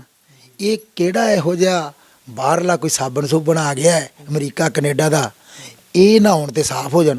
ਬਾਦਲ ਦਾ ਬੰਦਾ ਛੱਡਦਾ ਕਾਂਗਰਸ 'ਚ, ਕਾਂਗਰਸ ਦਾ ਬੰਦਾ ਛੱਡਦਾ ਬਾਦਲ 'ਚ, ਕੇਜਰੀਵਾਲ ਦਾ ਛੱਡਦਾ ਬੰਦਾ ਕਾਂਗਰਸ 'ਚ, ਕਾਂਗਰਸ ਦਾ ਛੱਡਦਾ ਬੰਦਾ ਕੇਜਰੀਵਾਲ 'ਚ, ਬਾਦਲ ਦਾ ਬੰਦਾ ਛੱਡਦਾ ਕੇਜਰੀਵਾਲ 'ਚ, ਕੇਜਰੀਵਾਲ ਦਾ ਛੱਡਦਾ ਬੰਦਾ ਬਾਦਲ 'ਚ। ਤੇ ਫਿਰ ਕੀ ਫਰਕ ਹੈ? ਸਾਰੀ ਇੱਕੋ ਹੈ, ਇੱਕੋ ਥੈਲੀ ਦੇ ਚੱਟੇ ਵੱਟੇ ਆ। ਇਹ ਪੰਜਾਬ ਨੂੰ ਗੁੰਮਰਾਹ ਕਰਨੇ ਆ ਚੱਲ ਰਿਹਾ। ਦੱਸੋ ਕੋਈ ਬੇਅਦਬੀ ਦਾ ਮੁੱਦੇ ਦੀ ਗੱਲ ਕਰਦਾ? ਤਾਂ ਪੰਜਾਬੀ ਇਹ ਗੱਲ ਨੂੰ ਸਮਝ ਸਕਣਗੇ। ਜਿਹੜੀ ਤੁਸੀਂ ਗੱਲ ਕਹੀ ਬਿਲਕੁਲ ਠੀਕ ਹੈ। ਆਮ ਆਦਮੀ ਪਾਰਟੀ ਕੋਲ ਅੱਧੇ ਵਿਧਾਇਕ ਵੀ ਨਹੀਂ ਰਹਿ ਗਏ ਸੀ ਜਦੋਂ ਹੁਣ ਆਹ ਚੋਣਾਂ ਆ ਗਈਆਂ ਹੈਗੀਆਂ। ਮਤਲਬ ਉਹਨਾਂ ਦੇ ਮੁੱਖ ਜਿਹੜੇ ਵਿਰੋਧੀ ਧਿਰ ਦੇ ਨੇਤਾ ਤੱਕ ਰਹੇ, ਉਹਨਾਂ ਨੇ ਉਹ ਜਦੋਂ ਕੁਰਸੀ ਤੋਂ ਹਟਾਇਆ, ਉਹ ਜਾਂ ਕਾਂਗਰਸ 'ਚ ਰਲੇ ਸੁਖਪਾਲ ਸਿੰਘ ਖਹਿਰਾ, ਔਰ ਅੱਧੇ ਵੀ ਨਹੀਂ ਸੀ ਰਹਿ ਗਏ। ਤਾਂ ਪੰਜਾਬ ਦੇ ਲੋਕ ਇਹ ਗੱਲ ਨੂੰ ਸਮਝਣਗੇ। ਉਹ ਤਾਂ ਅਜੇ ਵੀ, ਕਿਉਂਕਿ ਬੜਾ ਰੌਲਾ ਰੱਪਾ ਪੈ ਰਿਹਾ। ਨਹੀਂ, ਬਹੁਤ ਸਮਝੇ ਬੈਠੇ ਆ, ਬੜੇ ਸਮਝੇ ਬੈਠੇ ਆ। ਕਿਸਾਨ ਸਮਝ ਗਏ, ਮਜ਼ਦੂਰ ਸਮਝ ਗਏ, ਛੋਟੇ ਵਪਾਰੀ ਸਮਝ ਗਏ। ਮੈਂ ਕੋਟਕਪੂਰੇ ਦੇ ਵਿੱਚ ਕੁਝ ਦੁਕਾਨਦਾਰਾਂ ਨੂੰ ਮਿਲਿਆ ਤੇ ਮੈਂ ਜੱਜਮੈਂਟ ਕਰਦਾ ਰਹਿਣਾ ਕਿ ਆਹ ਦੁਕਾਨ ਵਾਲਾ ਖੁਸ਼ ਹੈ, ਇਹ ਦੁਕਾਨ ਵਾਲਾ ਨਿਰਾਸ਼ ਹੈ। ਮੈਂ 2-3 ਦੁਕਾਨਾਂ ਤੇ ਗਿਆ ਤੇ ਉਹ ਐਂ ਬੈਠੇ। ਮੈਂ ਕਿਹਾ ਜੀ ਦੁਕਾਨਦਾਰ ਸਾਹਿਬ ਐਂ ਕਿਉਂ ਆ? ਮੈਂ ਕਿਹਾ ਲੱਸੀ ਪੀਤੀ ਹੈ ਕੋਈ ਕਿ ਰੋਟੀ ਜ਼ਿਆਦਾ ਖਾ ਲਈ ਹੈ? ਤੇ ਫਿਰ ਮੈਂ ਕਿਹਾ ਕੀ ਗੱਲ ਹੈ? ਕਹਿੰਦੇ ਗਾਹਕ ਤਾਂ ਆਉਂਦਾ ਨਹੀਂ। ਕਹਿੰਦੇ ਕੀ ਕਰੀਏ, ਤੜਕੇ ਤੋਂ ਬਹਿ ਜਾਣ ਮੱਖੀਆਂ ਮਾਰੀ ਜਾਂਦੇ ਆ। ਮੈਂ ਕਿਹਾ ਫਿਰ ਸੋਚਿਆ ਕਿਉਂ ਨਹੀਂ? ਤੁਸੀਂ ਤਾਂ ਕਹਿੰਦਾ ਸੀ GST ਦਾ ਲਾਗੂ ਕਰਤਾ ਹੈ ਤੇ ਮੋਦੀ ਬੜਾ ਵਧੀਆ ਹੈ। ਕਹਿੰਦਾ ਮੋਦੀ ਤਾਂ ਲੈ ਕੇ ਬਹਿ ਗਿਆ। ਮੈਂ ਕਿਹਾ ਮੋਦੀ ਤੁਹਾਨੂੰ ਲੈ ਕੇ ਬਹਿ ਗਿਆ, ਸਾਨੂੰ ਬਾਦਲ ਲੈ ਕੇ ਬਹਿ ਗਿਆ ਤੇ ਕਾਂਗਰਸ ਰਹਿ ਗਈ, ਹੁਣ ਸੋਚੋ। ਫਿਰ ਕਹਿੰਦਾ, ਮੈਂ ਆਖਿਆ ਤੁਹਾਡੇ ਨਾਲ ਕੀ ਹੋਇਆ? ਮੈਂ ਕਿਹਾ ਤੁਸੀਂ ਤੁਹਾਨੂੰ ਵੀ ਮਾਰਤਾ। ਕਿਵੇਂ ਮਾਰਿਆ? ਕਹਿੰਦੇ ਮੈਨੂੰ ਕਹਿੰਦੇ ਕਿਵੇਂ ਮਾਰਿਆ? ਮੈਂ ਕਿਹਾ ਸੋਚਿਆ ਕਦੇ? ਕਹਿੰਦਾ ਨਹੀਂ। ਮੈਂ ਕਿਹਾ ਈਜੀ ਡੇ ਖੋਲਤਾ ਹੈ, ਬਿਗ ਬਾਜ਼ਾਰ ਖੋਲਤਾ है, मेट्रो खोलता है, विशाल मेगा मार्ट खोलता है, डी मार्ट खोलता है, मोर खोलता है ते आधार खोलता है। आधार खोल के एक ही टाटियां दा, बिरलियां दा, रिलायंस फ्रेश खोलता है। वो खोल के छोटा दुकानदार तो ठोकता, ਉਹਦੇ ਕੋਲ ਗਾਹਕ ਹੀ ਨਹੀਂ ਜਾਂਦਾ। ਕੀ ਪਾਲਿਸੀ ਹੈ? ਮੰਨ ਲਓ ਉਹਨੇ ਮॉल ਚਲਾਉਣਾ ਹੈ ਤੇ ਦੁਕਾਨਦਾਰ ਨੂੰ ਸਰਕਾਰ 5% ਲੈਸ 'ਤੇ ਕਰ ਦੇ ਵੀ ਤੈਨੂੰ ਸੌਦੇ ਟੈਕਸ 5% 4 ਲੈਸ ਲੱਗੂ, ਉਹਦਾ ਬੈਲੈਂਸ ਬਣ ਜੇ। ਫਿਰ ਜਿਹੜਾ ਬੰਦਾ ਮॉल 'ਚ ਜਾਊ, ਜਦੋਂ ਮॉल ਦੇ ਵਿੱਚ 4 ਰੁਪਏ ਚੀਜ਼ ਮਹਿੰਗੀ ਮਿਲੂ, ਗਰੀਬ ਉਹਦੇ ਤੋਂ ਖਰੀਦ ਲੂ। ਨਾਲੇ ਤਾਂ ਰਿਲੇਸ਼ਨ ਤੋੜਤੇ, ਕਿਉਂਕਿ ਅੱਗੇ ਆਪਾਂ ਦੁਕਾਨਦਾਰ ਕੋਲੇ ਜਾਂਦੇ ਸੌਦਾ ਲੈਂਦੇ ਸੀ, 6 ਮਹੀਨੇ ਦਾ ਇਕੱਠਾ ਲੈ ਲੈਂਦੇ ਸੀ, 6 ਮਹੀਨੇ ਦੇ ਪੈਸੇ ਦਿੰਦੇ ਸੀ। ਦੂਜੇ ਪਾਸੇ ਕੀ ਮਾਰਤਾ? ਐਮਾਜ਼ੋਨ ਆ ਗਿਆ, ਫਲਿੱਪਕਾਰਟ ਆ ਗਿਆ। ਐਮਾਜ਼ੋਨ ਇਹ ਉਹ ਕਹਿੰਦੇ ਆ ਸ਼ਹਿਰੀ ਵੋਟਰ ਜਿਹੜੇ ਹੈਗੇ ਕੋਟਕਪੂਰੇ, ਤੁਸੀਂ ਜਿਹੜੀ ਗੱਲ ਕਰ ਰਹੇ ਹੋ ਤੇ ਉਹ ਇਹ ਗੱਲ ਨੂੰ ਸਮਝਦੇ ਸੋਚਦੇ ਆ। ਮੈਂ ਕਿਹਾ ਐਮਾਜ਼ੋਨ ਆ ਗਿਆ, ਉਹ ਕਹਿੰਦਾ ਐਮਾਜ਼ੋਨ ਆ ਗਿਆ, ਸਾਡੇ ਨੌਜਵਾਨ ਚੱਲ ਮਾਰੀ ਟਿਕ, ਘਰੇ ਚੀਜ਼ ਆ ਗਈ, ਮਾਰੀ ਟਿਕ ਐਨਕ ਆ ਗਈ, ਜਰਾਬ ਆ ਗਈ। ਇੱਥੋਂ ਤੱਕ ਕਿ ਦੁਕਾਨਦਾਰ ਦੇ ਮੁੰਡਿਆਂ ਦੇ ਵੀ ਹਿਪਨੋਟਾਈਜ਼ ਹੋਏ ਪਏ ਆ। ਇਹ ਸਾਰਾ ਟੈਕਸ ਕਿੱਥੇ ਜਾਂਦਾ? ਇਹ ਅਮਰੀਕਾ ਚਲੇ ਜਾਂਦਾ, ਇਹ ਕੈਨੇਡਾ ਚਲੇ ਜਾਂਦਾ। ਇਹ ਸਾਰਾ ਕੁਝ ਮੈਂ ਟਰਾਂਸਪੋਰਟਾਂ ਕੋਲੇ ਗਿਆ, ਮੈਂ ਯੂਨੀਅਨ 'ਚ ਗਿਆ, ਕਹਿੰਦਾ ਯਾਰ ਸਾਡੀ ਵੀ ਜੜ ਕੱਢਤੀ, ਸਾਡੀਆਂ ਯੂਨੀਅਨ ਨੇ ਤੋੜਤੀਆਂ। ਫਿਰ ਟਰੱਕਾਂ ਵਾਲੇ ਧਾਂ ਮਾਰੀ ਜਾਂਦੇ ਆ, ਕਿਉਂਕਿ ਸਾਡੀ ਖੇਤੀ ਤੇ ਟਰਾਂਸਪੋਰਟ ਜਾਣ ਕੇ ਮਾਰੀ ਹੈ। ਤੁਸੀਂ ਮੈਨੂੰ ਇਹ ਦੱਸੋ ਵੀ ਜਦੋਂ ਨੇਪਾਲ ਦਾ ਬਾਰਡਰ ਖੁੱਲ੍ਹਾ ਤੇ ਬੰਗਲਾਦੇਸ਼ ਦਾ ਖੁੱਲ੍ਹਾ, ਜਦੋਂ ਲਾਓ ਤਾਂ ਦੇਸ਼ ਤਾਂ ਦੋਨੇ ਹੈ, ਉੱਥੋਂ ਸਾਡੇ ਟਰੱਕ ਨੇਪਾਲ 'ਚ ਜਾਂਦੇ ਆ, ਉਹ ਇਕੱਲੇ ਆਧਾਰ ਕਾਰਡ 'ਤੇ ਜਾਂਦੇ ਆ। ਉੱਧਰ ਕੀ ਲੈ ਜਾਂਦੇ ਆ? ਸੀਮੈਂਟ ਲੈ ਕੇ ਜਾਂਦੇ ਆ, ਉੱਧਰ ਲੋਹਾ ਲੈ ਕੇ ਜਾਂਦੇ ਆ, ਲਾਈਨਾਂ ਲੱਗੀਆਂ। ਉਦੋਂ ਬੰਗਲਾਦੇਸ਼ 'ਚ ਫਿਰ ਆ ਸਾਡਾ ਬਾਰਡਰ ਕਿਉਂ ਨਹੀਂ ਖੋਲ੍ਹਿਆ? ਕਿਉਂਕਿ ਸਾਡੀ ਟਰਾਂਸਪੋਰਟ ਮਾਰਨੀ ਹੈ। ਇਹ ਵੀ ਬਾਰਡਰ ਹੈ ਤੇ ਉਹ ਵੀ ਬਾਰਡਰ ਹੈ। ਇਹਦਾ ਮਤਲਬ ਇਸ ਬਾਰਡਰ 'ਤੇ ਟਾਟਾ ਦਾ ਟਰੱਕ ਵਿਕਦਾ ਜਾਂਦਾ, ਸੋਨਾਲੀਕਾ ਟਰੈਕਟਰ ਜਾਂਦਾ, ਤੇ ਫਿਰ ਉਹਦੇ ਵਿੱਚ ਇੰਟਰਨੈਸ਼ਨਲ ਚਲਾ ਜਾਂਦਾ। ਇੱਧਰੋਂ ਪਿਛਲੇ ਵਾਰੀ ਹੁਣ ਟਮਾਟਰ ਮੋਦੀ ਦੇ ਗਏ ਆ, ਗਏ ਆ, ਤੇ ਫਿਰ ਉੱਧਰੋਂ ਕਿਸਮਿਸ ਆਉਂਦੀ ਹੈ, ਉੱਧਰੋਂ ਸੀਮੈਂਟ ਆਉਂਦੀ ਹੈ, ਤੇ ਫਿਰ ਸਾਡਾ ਮਾਲ ਕਿਉਂ ਨਹੀਂ ਜਾਂਦਾ? ਜੇ ਸਾਡਾ ਇੱਥੋਂ ਮਾਲ ਉੱਧਰ ਜਾਊਗਾ, ਇਕਨੋਮਿਕ ਕੋਰੀਡੋਰ ਬਣਿਆ ਗਵਾਡਰ ਦੀ ਬੰਦਰਗਾਹ 'ਤੇ, ਉੱਥੇ ਬਾਸਪਤੀ ਸਾਡੀ 3000 ਨੂੰ ਹੈ, ਉੱਥੇ 6500 ਨੂੰ ਹੈ। ਜੇ 6500 ਨਹੀਂ ਹੋਊਗੀ, ਸਾਡੇ ਟਰੱਕ ਜਾਣਗੇ ਮੁੰਡੇ, ਆ ਜਿਹੜੇ ਮੁੰਡੇ ਦੁਬਈ ਜਾਂਦੇ ਇਹਨੂੰ ਜਾਣ ਦੀ ਕੀ ਲੋੜ ਹੈ? ਇੱਥੋਂ ਟਰੱਕ ਅਰਬ ਤੱਕ ਜਾਣਗੇ, ਨਾਲ ਸਾਡਾ ਵਪਾਰੀ ਜਾਊਗਾ, ਵਪਾਰੀ ਦੇ ਨਾਲ ਸਾਡਾ ਮਜ਼ਦੂਰ ਚਲਾ ਜਾਊਗਾ, ਦੋਨੇ ਛਾਲਾ ਮਾਰਨਗੇ। ਹੁਣ ਤੁਸੀਂ ਵੇਖੋ ਨਹਿਰਾਂ ਜਾਂਦੀਆਂ ਕਿ ਨਹੀਂ? ਨਹਿਰਾਂ ਦੇ ਨਾਲ ਸਾਡੇ ਕਿਸਾਨ ਚਲੇ ਗਏ ਤੇ ਨਾਲ ਦੀ ਨਾਲ ਸਾਡਾ ਬਾਣੀਆਂ ਚਲਿਆ ਗਿਆ। ਤੁਸੀਂ ਦੱਸੋ ਕਿਸੇ ਨਹਿਰ 'ਤੇ ਕਿਸਾਨ ਨਾ ਹੋਵੇ, ਕਿਸੇ ਬਾਣੀਆਂ ਦੀ ਹੱਟੀ ਹੈਗੀ ਹੈ, ਕਿਸੇ ਮਜ਼ਦੂਰ ਦਾ ਘਰ ਹੈਗਾ? ਇਸ ਕਰਕੇ ਤਿੰਨਾਂ ਦਾ ਜੁਆਇੰਟ ਹੈ। ਹੁਣ ਸਾਨੂੰ ਕੀ ਦੁਕਾਨਦਾਰਾਂ ਨੂੰ ਵੀ ਮਾਰਤਾ, ਮਜ਼ਦੂਰਾਂ ਨੇ ਕਿਉਂ ਮਾਰਤਾ? ਤਾਂ ਮੈਂ ਇੱਕ ਪੁੱਛਦਾ, ਭਾਜਪਾ ਜਿਹੜੀ ਹੈ ਉਹ ਕਹਿੰਦੇ ਵੀ ਸ਼ਹਿਰੀ ਵੋਟਰ ਸਾਡੇ ਨਾਲ, ਆਪਾਂ ਕੋਟਕਪੂਰਾ ਹਲਕੇ ਦੀ ਗੱਲ ਕਰ ਰਹੇ ਹੋ, ਤੁਸੀਂ ਬੜੇ ਵਿਸਥਾਰ 'ਚ ਸਾਰੀ ਗੱਲ ਸਮਝਾ ਰਹੇ ਹੋ, ਤਾਂ ਭਾਜਪਾ ਦੇ ਬਾਰੇ ਤੁਹਾਨੂੰ ਕੀ ਲੱਗਦਾ? ਭਾਜਪਾ ਲੋਕਾਂ ਦਾ ਜਿਹੜਾ ਦਿਲ ਜਿੱਤ ਸਕੂਗੀ? ਕਿਉਂਕਿ ਕਿਸਾਨ ਮੋਰਚੇ ਦਾ ਜੇ ਲੋਕਾਂ 'ਚ ਰੋਸ ਹੈਗਾ, ਪਰ ਪ੍ਰਧਾਨ ਮੰਤਰੀ ਮੋਦੀ ਆਇਆ, ਅਮਿਤ ਸ਼ਾਹ ਆਇਆ, ਹੋਰ ਉਹਨਾਂ ਦਾ ਤਾਮਾਝਾਮਾ ਆ ਰਿਹਾ, ਬੜੇ ਸਟਾਰ ਪ੍ਰਚਾਰਕ ਆ ਰਹੇ, ਉਹ ਕਹਿੰਦੇ ਵੀ ਪੰਜਾਬ 'ਚ 117 ਦੀਆਂ 117 ਸੀਟਾਂ ਲਿਜਾਣੀਆਂ ਔਰ ਕੋਟਕਪੂਰੇ ਵਾਲੀ ਤੁਹਾਡੀ ਲਿਜਾਣੀ ਉਹਨਾਂ ਨੇ। ਭਾਜਪਾ ਦਾ ਜਿਹੜਾ ਕੈਂਡੀਡੇਟ ਸੀ ਉਹ ਸਿੱਖਾਂ ਵਾਲੀ ਰੋਡ 'ਤੇ ਗਿਆ, ਸਿੱਖਾਂ ਵਾਲੀ 'ਤੇ ਨਹੀਂ, ਸੁਰਗਾਪੁਰੀ 'ਤੇ। ਉਹ ਜਾ ਕੇ ਉੱਥੇ ਬੋਲਣ ਲੱਗੇ, ਉਹਨਾਂ ਨੇ ਇਹਨੂੰ ਫੜ ਲਿਆ, ਫੜ ਕੇ ਉਹਨੂੰ ਭਜਾਇਆ ਹੈ। ਇੱਕ ਬੰਦੇ ਨੇ ਵੀਡੀਓ ਬਣਾ ਲਈ ਤੇ ਉਹਨੂੰ ਮਸਾ ਛਡਾਇਆ। ਭਾਜਪਾ ਵਾਲੇ ਦੇ ਮਗਰ ਤਾਂ ਸੇਠ ਪੈਣ ਲੱਗੇ। ਇੱਕ ਮੈਂ ਸੇਠ ਕੋਲੇ ਗਿਆ, ਮੈਂ ਕਿਹਾ ਮੈਨੂੰ ਕੋਈ ਰਜਾਈਆਂ ਚਾਹੀਦੀਆਂ, ਮੈਂ ਦਫ਼ਤਰ 'ਚ ਰੱਖਣੀਆਂ। ਉਹ ਕਹਿੰਦਾ ਮੇਰੇ ਕੋਲ ਕਲਤਾਰ ਵੀ ਆ ਗਿਆ ਸੀ, ਕਹਿੰਦਾ ਮੈਨੂੰ ਹੱਥ ਜੋੜਦਾ, ਕਹਿੰਦਾ ਹੱਥ ਜੋੜਦਾ। ਮੈਂ ਕਹਿੰਦਾ ਹਾਂ ਇਹ ਦੁਕਾਨਦਾਰ ਕਹਿ ਹੀ ਦਿੰਦੇ ਆ। ਉਹ ਕਹਿੰਦਾ ਉਹਨੇ ਕੀ ਕੀਤਾ ਸੀਗਾ? ਕਹਿੰਦਾ ਮੈਂ ਬੀਜੇਪੀ ਦਾ ਬੰਦਾ ਸੀ, ਕਹਿੰਦਾ ਮੈਂ ਛੱਡਤਾ, ਜਸਕਰਨ ਸਿੰਘ ਐਤਕੀ ਤੁਹਾਡੇ ਨਾਲ ਚੱਲਣਾ। ਹੁਣ ਤੁਸੀਂ, ਮੈਂ ਤੁਹਾਨੂੰ ਕਿਹਾ ਨਹੀਂ, ਕਹਿੰਦਾ ਤੁਸੀਂ ਸੱਚੇ ਬੰਦੇ ਹੋ ਯਾਰ। ਮਾਨ ਸਾਹਿਬ ਦਾ ਸਟੈਂਡ ਹੈ, ਉਹ ਸਾਰੇ ਪਤਾ ਕੀ ਕਹਿੰਦੇ ਆ, ਸਿਮਰਜੀਤ ਸਿੰਘ ਮਾਨ ਦਾ ਸਟੈਂਡ ਹੈ।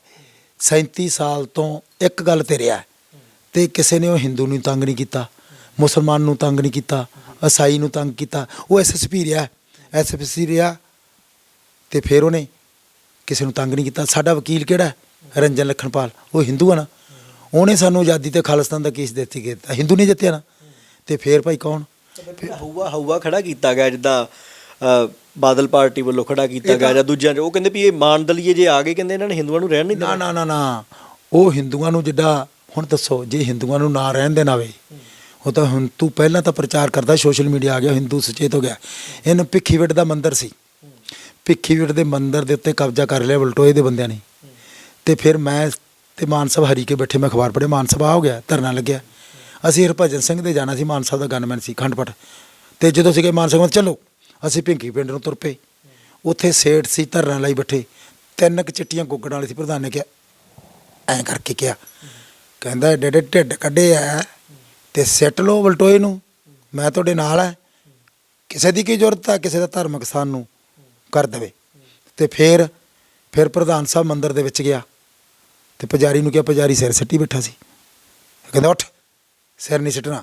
ਉੱਥੇ ਕਹਿੰਦਾ ਚੱਲ, ਮੂਰਤੀਆਂ ਗੰਦ 'ਚ ਪਈਆਂ ਸੀ, ਕਢਾਤੀਆਂ, ਕਢਾ ਕੇ ਸਾਰੀਆਂ ਕਰਕੇ ਉਹਨਾਂ ਦੇ ਹਵਾਲੇ ਕਰਤੀਆਂ ਤੇ ਉਹਦੇ ਪਰਚਾ ਦਰਜ ਕਰਾਤਾ। ਤੇ ਫਿਰ ਜੇ ਮਾਨ ਹਿੰਦੂਆਂ ਦਾ ਵਿਰੋਧੀ ਹੁੰਦਾ ਤੇ ਫਿਰ ਤੁਸੀਂ ਦੱਸੋ, ਰੂਪਨ ਦੇਵਲ ਬਜਾਜ ਬਾਰੇ ਮੈਂ ਦੱਸਿਆ, ਉਹਦੀ ਇੱਜ਼ਤ KPS ਗੱਲ ਨੇ ਲੁੱਟੀ ਹੈ। ਤੇ ਫਿਰ ਮਾਨ ਖੜਿਆ, ਨਾ ਬਾਦਲ ਖੜਿਆ, ਨਾ BJP ਖੜੀ, ਨਾ RSS ਕੋਈ ਖੜਿਆ ਨਹੀਂ। ਇਸ ਕਰਕੇ ਹੁਣ ਲੋਕ ਸੁਚੇਤ ਹੋ ਗਿਆ। ਮਾਨ ਸਾਹਿਬ ਨੇ ਜਦੋਂ MP ਸੀ, ਇੱਥੋਂ ਬਠਿੰਡੇ ਤੋਂ ਗੱਡੀ ਲਵਾਈ ਵਪਾਰੀਆਂ ਲਈ। ਕਿਹੜੀ ਲਵਾਈ? ਸ਼ਤਾਬਦੀ, ਕਿ ਵਪਾਰੀ ਸਵੇਰੇ ਜਾਇਆ ਕਰਨਗੇ ਤੇ ਸ਼ਾਮ ਨੂੰ ਆ ਜਾ ਕਰਨਗੇ। ਮਾਨ ਸਾਹਿਬ ਨੇ ਫਿਰ ਇੱਕ ਕਿਸਾਨਾਂ ਲਈ ਜਦੋਂ MP ਸੀ, ਰੇਲ ਗੱਡੀ ਚਲਾਈ। ਅੱਗੇ ਆਲੂ ਦੂਰ ਜਾਂਦੇ, ਖਰਾਬ ਹੋ ਜਾਂਦੇ ਸੀ, ਇੱਕ ਰੇਲ AC ਰੇਲ ਚਲਵਾਈ ਉਦੋਂ ਮਾਨ ਸਾਹਿਬ ਨੇ, AC ਰੇਲ ਉਹ ਚਲਾਈ। ਤੇ ਉਹ ਫਿਰ ਵਪਾਰੀਆਂ ਨੇ ਤੇ ਰਲ ਕੇ ਸਾਰਿਆਂ ਨੇ, ਰਿਲਾਇੰਸ ਵਰਗੇ ਨੇ ਰੇਲ ਬੰਦ ਕਰਾਤੀ। ਉਸ ਤੋਂ ਬਾਅਦ ਮਾਨ ਸਾਹਿਬ ਨੇ ਫਾਜ਼ਿਲਕਾ ਤੋਂ ਹੋਰ ਦੀ ਰੇਲ ਲਾਈਨ ਸੀ, ਉਹ ਬਾਦਲ ਕੇ ਨਿਕਲ ਨਹੀਂ ਦਿੰਦੇ ਸੀ। ਮਾਨ ਸਾਹਿਬ ਨੇ ਪਾਰਲੀਮੈਂਟ 'ਚ ਬੋਲਿਆ, ਮੈਂ ਰੇਲਵੇ ਸਲਾਹਕਾਰ ਦਾ ਬੋਰਡ ਬਣਾਇਆ ਸੀ, ਮੈਂਬਰ ਸੀ, ਉਹ ਕਢਾਈ। ਫਿਰ ਮਾਨ ਸਾਹਿਬ ਨੇ ਫਿਰੋਜ਼ਪੁਰ ਤੋਂ ਖੇਮਕਰ ਨੂੰ ਇੱਕ ਰੇਲ ਲਾਈਨ ਜਾਣੀ ਸੀ ਪੱਟੀ, ਤੇ ਉਹਦਾ ਸਰਵੇ ਕਰਾਇਆ। ਫਿਰ ਬੋਲੇ, ਫਿਰ ਰੇਲ ਲਾਈਨ ਪਾਸ ਕਰਾਈ। ਹੁਣ ਉਹ ਸਿਰੇ ਲੱਗਣ ਵਾਲੀ ਹੈ। ਸਿਮਰਜੀਤ ਸਿੰਘ ਮਾਨ ਨੇ ਜਿੰਨੇ ਕੰਮ ਕੀਤੇ ਹੈ, ਜਦੋਂ ਮਾਨ ਸਾਹਿਬ 1990 'ਚ ਆਏ, ਟਰੱਕ ਯੂਨੀਅਨ 'ਚ ਆਏ, ਆਹ ਜਿਹੜਾ ਪਿੰਕੀ ਹੈ MLA ਮਾਨ ਸਾਹਿਬ ਦਾ PA ਹੁੰਦਾ ਸੀ, ਇਹ ਜਦੋਂ ਆਏ ਤੇ ਇਹਨਾਂ ਨੇ ਇੱਕ ਜਿਪਸੀ ਦਿੱਤੀ ਮਾਨ ਸਾਹਿਬ ਨੂੰ। ਕਹਿੰਦੇ ਮਾਨ ਸਾਹਿਬ ਕਹਿੰਦੇ ਬੋਲਣ ਲੱਗੇ, ਕਹਿੰਦਾ ਜਿਪਸੀ ਨਹੀਂ ਮੈਂ ਲੈਣੀ, ਇਹ ਤਾਂ ਰਿਸ਼ਵਤ ਹੈ, ਤੁਸੀਂ ਚੁੱਪ ਕਰੀ ਜਿਪਸੀ ਰੱਖੋ ਦਫ਼ਤਰ 'ਚ। ਤੇ ਮਾਨ ਸਾਹਿਬ ਨੂੰ ਪੁੱਛਿਆ, ਮਾਨ ਸਾਹਿਬ ਤੁਸੀਂ ਕੀ ਕਰੋਗੇ ਸਾਡੇ ਲਈ? ਉਹਨਾਂ ਨੇ ਕਿਹਾ, ਤੁਸੀਂ ਮੈਨੂੰ ਜਿਤਾਇਆ MP, ਮੈਂ MP ਵਾਲੇ ਕੰਮ ਕਰੂੰਗਾ। MP ਵਾਲੇ ਗੱਲ ਆ ਵੀ ਤੁਹਾਡੀ ਬਾਰਡਰ ਦੀ ਗੱਲ ਕਰਾਂ, ਤੁਹਾਡੀਆਂ ਸੈਂਟਰ ਦੀਆਂ ਜਿਹੜੀਆਂ ਰੇਲਾਂ ਦੀ ਗੱਲ ਕਰਾਂ, ਸੈਂਟਰ ਦੇ ਜਿਹੜੇ ਕੋਈ ਸੜਕਾਂ ਉਹਨਾਂ ਦੀ ਗੱਲ ਕਰਾਂ। ਤੇ ਉਦੋਂ ਤਾਂ ਲੋਕਾਂ ਨੂੰ ਪਤਾ ਹੀ ਨਹੀਂ ਗ੍ਰਾਂਟ ਕੀ ਹੁੰਦੀ ਹੈ। ਮਾਨ ਸਾਹਿਬ ਨੇ ਦੱਸਿਆ ਗ੍ਰਾਂਟ ਕੀ ਹੁੰਦੀ ਹੈ। ਬੱਸ ਸਟੈਂਡ ਵੀ ਬਣ ਸਕਦੇ, ਟੈਂਕੀਆਂ ਵੀ ਬਣ ਸਕਦੀਆਂ, ਹੁਣ ਤਾਂ ਸਾਰੇ ਤੁਰੇ ਫਿਰਦੇ ਆ। ਫਿਰ ਜਦੋਂ ਮਾਨ ਸਾਹਿਬ ਨੇ ਕਿਹਾ ਵੀ ਕੀ ਕਰੋਗੇ, ਮੈਂ ਉੱਥੇ ਕੋਲੇ ਸੀ, ਕਹਿੰਦਾ ਮੈਂ ਤੁਹਾਨੂੰ ਬਾਰਡਰ ਖੋਲ੍ਹ ਕੇ ਦੇਵਾਂਗਾ। ਕਹਿੰਦਾ ਤੁਸੀਂ ਫਰੰਟੀਅਰ ਤੱਕ ਜਾਓਗੇ, ਬਾਰਡਰ ਤੁਹਾਡਾ ਖੁੱਲ੍ਹ ਜੂਗਾ ਅਤੇ ਤੁਸੀਂ ਐਨ ਅਰਬ ਤੱਕ ਜਾਇਆ ਕਰੋਗੇ। ਤੜਕੇ ਨੂੰ ਬਿਆਨ ਆ ਗਿਆ ਬਾਲਮਕਰਨ ਦਾ ਤੇ ਇੱਕ ਗਰਧਾਰਾ ਸਿੰਘ BJP ਦਾ, ਤੇ ਸਾਰੇ ਕਹਿੰਦਾ ਸਿਮਰਜੀਤ ਸਿੰਘ ਮਾਨ ਦਾ ਦਿਮਾਗ ਖਰਾਬ ਹੋ ਗਿਆ, ਇਹ ਉੱਧਰੋਂ ਅੱਤਵਾਦ ਲਿਆਵੇਗਾ, ਵੱਖਵਾਦ ਲਿਆਵੇਗਾ। ਮਾਨ ਸਾਹਿਬ ਨੇ ਨਾ ਛੱਡੀ, ਉਹ ਲਗਾਤਾਰ ਬਾਰਡਰ ਖੋਲ੍ਹਣ ਦੀ ਗੱਲ ਕਰਦਾ। ਬਾਰਡਰ 'ਤੇ ਜੰਗ ਦਾ ਮਾਹੌਲ ਛਾਇਆ ਤੇ ਬਾਰਡਰ ਦੇ ਵਿੱਚ ਜਿਹੜੇ ਲੋਕ ਕਹਿੰਦੇ, ਮਾਨ ਸਾਹਿਬ ਆਹ ਜਿਹੜੀ ਫੌਜ ਹੈ, ਸਾਡੀਆਂ ਬੀਬੀਆਂ ਜਾਂਦੀਆਂ, ਫੌਜ ਵਾਲੇ ਸਾਡੀ ਤਲਾਸ਼ੀ ਲੈਂਦੇ ਆ, ਤਲਾਸ਼ੀ ਲੈ ਕੇ ਸਾਡੀਆਂ ਬੀਬੀਆਂ ਨੂੰ ਛੇੜਦੇ ਆ, ਬੰਦਿਆਂ ਦੀ ਤਲਾਸ਼ੀ ਲੈਂਦੇ। ਮਾਨ ਸਾਹਿਬ MP ਸੀ। ਮਾਨ ਸਾਹਿਬ ਨੇ ਪਾਰਲੀਮੈਂਟ 'ਚ ਬੋਲਿਆ, ਕਾਨੂੰਨ ਕੀ ਕਹਿੰਦਾ ਹੈ ਕਿ ਬੰਦੇ ਦੀ ਤਲਾਸ਼ੀ ਬੰਦਾ ਲੈ ਸਕਦਾ, ਬੀਬੀ ਦੀ ਤਲਾਸ਼ੀ ਬੀਬੀ ਲੈ ਸਕਦਾ। ਤੇ ਅਡਵਾਨੀ ਹੋਮ ਮਿਨਿਸਟਰ ਸੀ, ਉਹ ਕਹਿੰਦਾ ਅਡਵਾਨੀ ਜਵਾਬ ਦਿਓ, ਤੁਹਾਡੀ BSF ਬੀਬੀਆਂ ਦੀ ਹੁਣ ਛੇੜਖਾਨੀ ਕਰਦੀ ਹੈ ਤੇ ਉੱਥੇ ਬਾਰਡਰ ਬੀਬੀਆਂ ਜਾਂਦੀਆਂ ਤੇ ਖੇਤੀ ਕਰਦੀਆਂ। ਤੇ ਅਡਵਾਨੀ ਨੂੰ ਦੇਣਾ ਪਿਆ ਕਿ ਮੈਂ BSF ਦੀ ਭਰਤੀ ਕਰੂੰਗਾ। ਫਿਰ ਹੋਮਗਾਰਡ ਦੀ ਭਰਤੀ ਹੋਈ, ਸਾਰੀਆਂ ਬਾਰਡਰ 'ਤੇ ਜਿਹੜੀ ਭਰਤੀ ਕਰਾਈ ਹੈ ਇੱਕ ਮੁੱਦੇ ਨਾਲ, BSF ਦੀ ਸਿਮਰਜੀਤ ਸਿੰਘ ਮਾਨ ਨੇ ਕਰਾਈ ਹੈ। ਪਾਰਲੀਮੈਂਟ ਦਾ ਰਿਕਾਰਡ ਪਿਆ। ਤੇ ਨਾਲੇ ਤਾਂ ਬੀਬੀਆਂ ਦੀ ਇੱਜ਼ਤ ਬਣਾਤੀ ਤੇ ਨਾਲੇ ਰੋਜ਼ਗਾਰ ਦੇ ਰਸਤੇ ਉਹਨਾਂ ਨੇ ਖਾਲੀ ਖੋਲ੍ਹਤੇ। ਫਿਰ ਇਹ ਸਾਰਾ ਕੁਛ ਇਹ ਜਿਹੜਾ ਹੈ, ਇਹ ਕੋਟਕਪੂਰੇ ਦੇ ਹਲਕੇ ਦੇ ਵਿੱਚ ਲੋਕ ਆ ਜਿਹੜੇ, ਉਹ ਹਿੰਦੂ ਹੁਣ ਸਾਡੇ ਨਾਲ ਹੈ। ਹਿੰਦੂਆਂ ਦੇ ਜਦੋਂ ਵਿਰੋਧੀ ਨਹੀਂ, ਵੇਖੋ ਨਾ ਤਾਂ ਅਸੀਂ ਹਿੰਦੂ ਨਾਲ ਬੱਸ 'ਚ ਲੜਦੇ ਹਾਂ, ਨਾ ਅਸੀਂ ਵਿਆਹ 'ਚ ਲੜਦੇ ਹਾਂ, ਨਾ ਅਸੀਂ ਸੜਕ 'ਤੇ ਲੜਦੇ ਹਾਂ, ਨਾ ਅਸੀਂ ਨਫ਼ਰਤ ਕਰਦੇ ਹਾਂ ਕਿ ਹਿੰਦੂ ਦੀ ਦੁਕਾਨ 'ਤੇ ਨਹੀਂ ਜਾਣਾ, ਉਹ ਸਾਡੀ 'ਤੇ ਨਹੀਂ ਆਉਣਾ, ਨਾ ਆੜਤ 'ਤੇ ਲੜਦੇ ਹਾਂ। ਜਦੋਂ ਅਸੀਂ ਕਿਸੇ 'ਤੇ ਲੜਦੇ ਹੀ ਨਹੀਂ, ਇਹ ਰੌਲਾ ਤਾਂ ਮੋਦੀ ਹੋਰਾਂ ਨੇ ਪਾਇਆ ਫਿਰਕਾ ਪ੍ਰਸਤ ਕਰਕੇ। ਬਾਦਲ ਕਿਆ ਨੇ ਡਰਾ ਕੇ ਕੀਤਾ। ਬਾਦਲ ਕੇ ਜਿਹੜੇ ਆਪਦੇ ਗੁਰੂ ਦੇ ਨਹੀਂ ਬਣੇ, ਗੁਰੂ ਗ੍ਰੰਥ ਸਾਹਿਬ ਆਪਦੇ ਨਹੀਂ ਬਣੇ, ਹਿੰਦੂਆਂ ਦੇ ਕੀ ਬਣ ਜਾਣਗੇ? ਜਿਹੜੇ ਬੰਦੇ ਆਪਦੇ ਧਰਮ ਦੇ ਨਹੀਂ ਬਣੇ। ਕਹਿੰਦੇ ਜਿਹਨੇ ਤੁਹਾਡੀ ਬਾਕੀ ਗੱਲ ਬੜੀ ਜਾਇਜ਼ ਆ, ਉਹ ਸੁਖਬੀਰ ਸਿੰਘ ਬਾਦਲ ਦਾ ਬਿਆਨ, ਬਾਕੀ ਵੀ ਇਹਨਾਂ ਦੇ ਵੱਡੇ ਲੀਡਰ ਬਿਆਨ ਦਿੰਦੇ, ਕਹਿੰਦੇ ਜਿਹਨੇ ਬੇਅਦਬੀ ਕਰਾਈ ਹੋਵੇ ਜਾਂ ਬੇਅਦਬੀ ਤੇ ਸਿਆਸਤ ਕਰੇ ਉਹਦਾ ਕੱਖ ਨਾ ਰਵੇ। ਹਾਂ ਬਿਲਕੁਲ ਸਹੀ ਹੈ ਉਹਦੀ ਗੱਲ, ਕਿ ਕੱਖ ਨਾ ਰਵੇ। ਫਿਰ ਉਹਨਾਂ ਦਾ ਕੱਖ ਤਾਂ ਰਿਹਾ ਨਹੀਂ ਗਾ। ਮੈਂ ਕਹਿੰਦਾ 80 ਸੀਟਾਂ ਹੋਣ। ਨਾ ਸੀਟਾਂ ਦੀ ਗੱਲ ਨਹੀਂ ਹੁੰਦੀ, ਕੱਖ ਦੀ ਗੱਲ ਹੈ। ਕੱਖ ਨਹੀਂ ਰਿਹਾ। ਹੁਣ ਇਤਿਹਾਸ 'ਚ ਕਾਲੇ ਅੱਖਰਾਂ 'ਚ ਲਿਖਿਆ ਗਿਆ। ਤੇ ਫਿਰ ਤੁਸੀਂ ਦੱਸੋ, ਉਹ ਕਹਿੰਦਾ ਕੱਖ ਨਾ ਰਵੇ।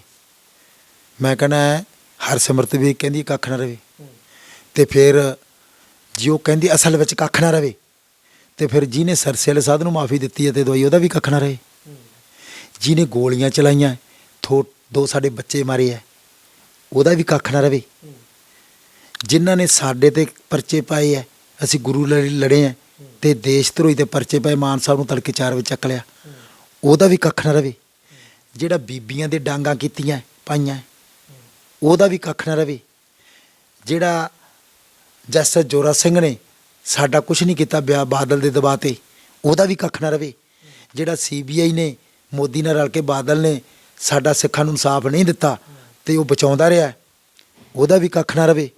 ਤੇ ਜਿਹੜੇ ਜੱਜਾਂ ਨੇ ਇਹਨਾਂ ਨੂੰ ਜ਼ਮਾਨਤਾਂ ਦਿੱਤੀਆਂ ਤੇ ਇਹਨਾਂ ਨੇ ਹਰਿਆਣੇ ਦੇ ਜੱਜਾਂ ਨਾਲ ਰਲ ਕੇ ਚਟਾਲਿਆਂ ਨਾਲ ਤੇ ਇਸ ਨੂੰ ਰਫਾ ਦਫਾ ਕਰਨ ਦੀ ਗੱਲ ਕੀਤੀ ਹੈ, ਤੇ ਉਹਨਾਂ ਦਾ ਵੀ ਕੱਖ ਨਾ ਰਵੇ। ਤੇ ਫਿਰ ਕੱਖ ਤਾਂ ਰਿਹਾ ਹੀ ਨਹੀਂ, ਫਿਰ ਕੱਖ ਨਾ ਰਵੇ। ਮਾਫੀ ਕਿਹਨੇ ਦਿੱਤੀ ਹੈ? ਜਿਨ੍ਹਾਂ ਨੇ 328 ਸਰੂਪ ਸ਼੍ਰੋਮਣੀ ਗੁਰਦੁਆਰਾ ਪ੍ਰਬੰਧਕ ਕਮੇਟੀ ਗਾਇਬ ਕਰਦੇ ਆ ਤੇ ਦੱਸਿਆ ਨਹੀਂ ਸਾਡੇ ਗੁਰੂ ਕਿੱਥੇ ਆ ਤੇ ਕੌਣ ਲੈ ਗਿਆ ਹੈ, ਤੇ ਫਿਰ ਉਹਦਾ ਵੀ ਕੱਖ ਨਾ ਰਵੇ। ਇਹ ਸਾਰਾ ਕੁਛ ਸਾਨੂੰ ਵਿਚਾਰਨਾ ਕਰਨਾ ਪਊਗਾ। ਤੇ ਫਿਰ ਮੈਨੂੰ ਲੋਕ ਪੁੱਛਦੇ ਆ, ਕਹਿੰਦੇ ਜਸਕਰਨ ਸਿੰਘ ਤੇਰੇ ਝੰਡੇ ਨਹੀਂ ਲੱਗੇ ਜ਼ਿਆਦੇ, ਤੇਰੇ ਬੋਰਡ ਨਹੀਂ ਲੱਗੇ। ਤੇ ਮੈਂ ਆਖਿਆ ਜਿਹੜਾ ਝੰਡਾ ਹੈ, ਝੰਡੇ 'ਤੇ ਕਿਹੜਾ ਪਾਲਿਸੀ ਹੁੰਦੀ ਹੈ? ਝੰਡਾ ਤਾਂ ਦੱਸਦਾ ਮੇਰੀ ਮੂਰਤ ਹੈ।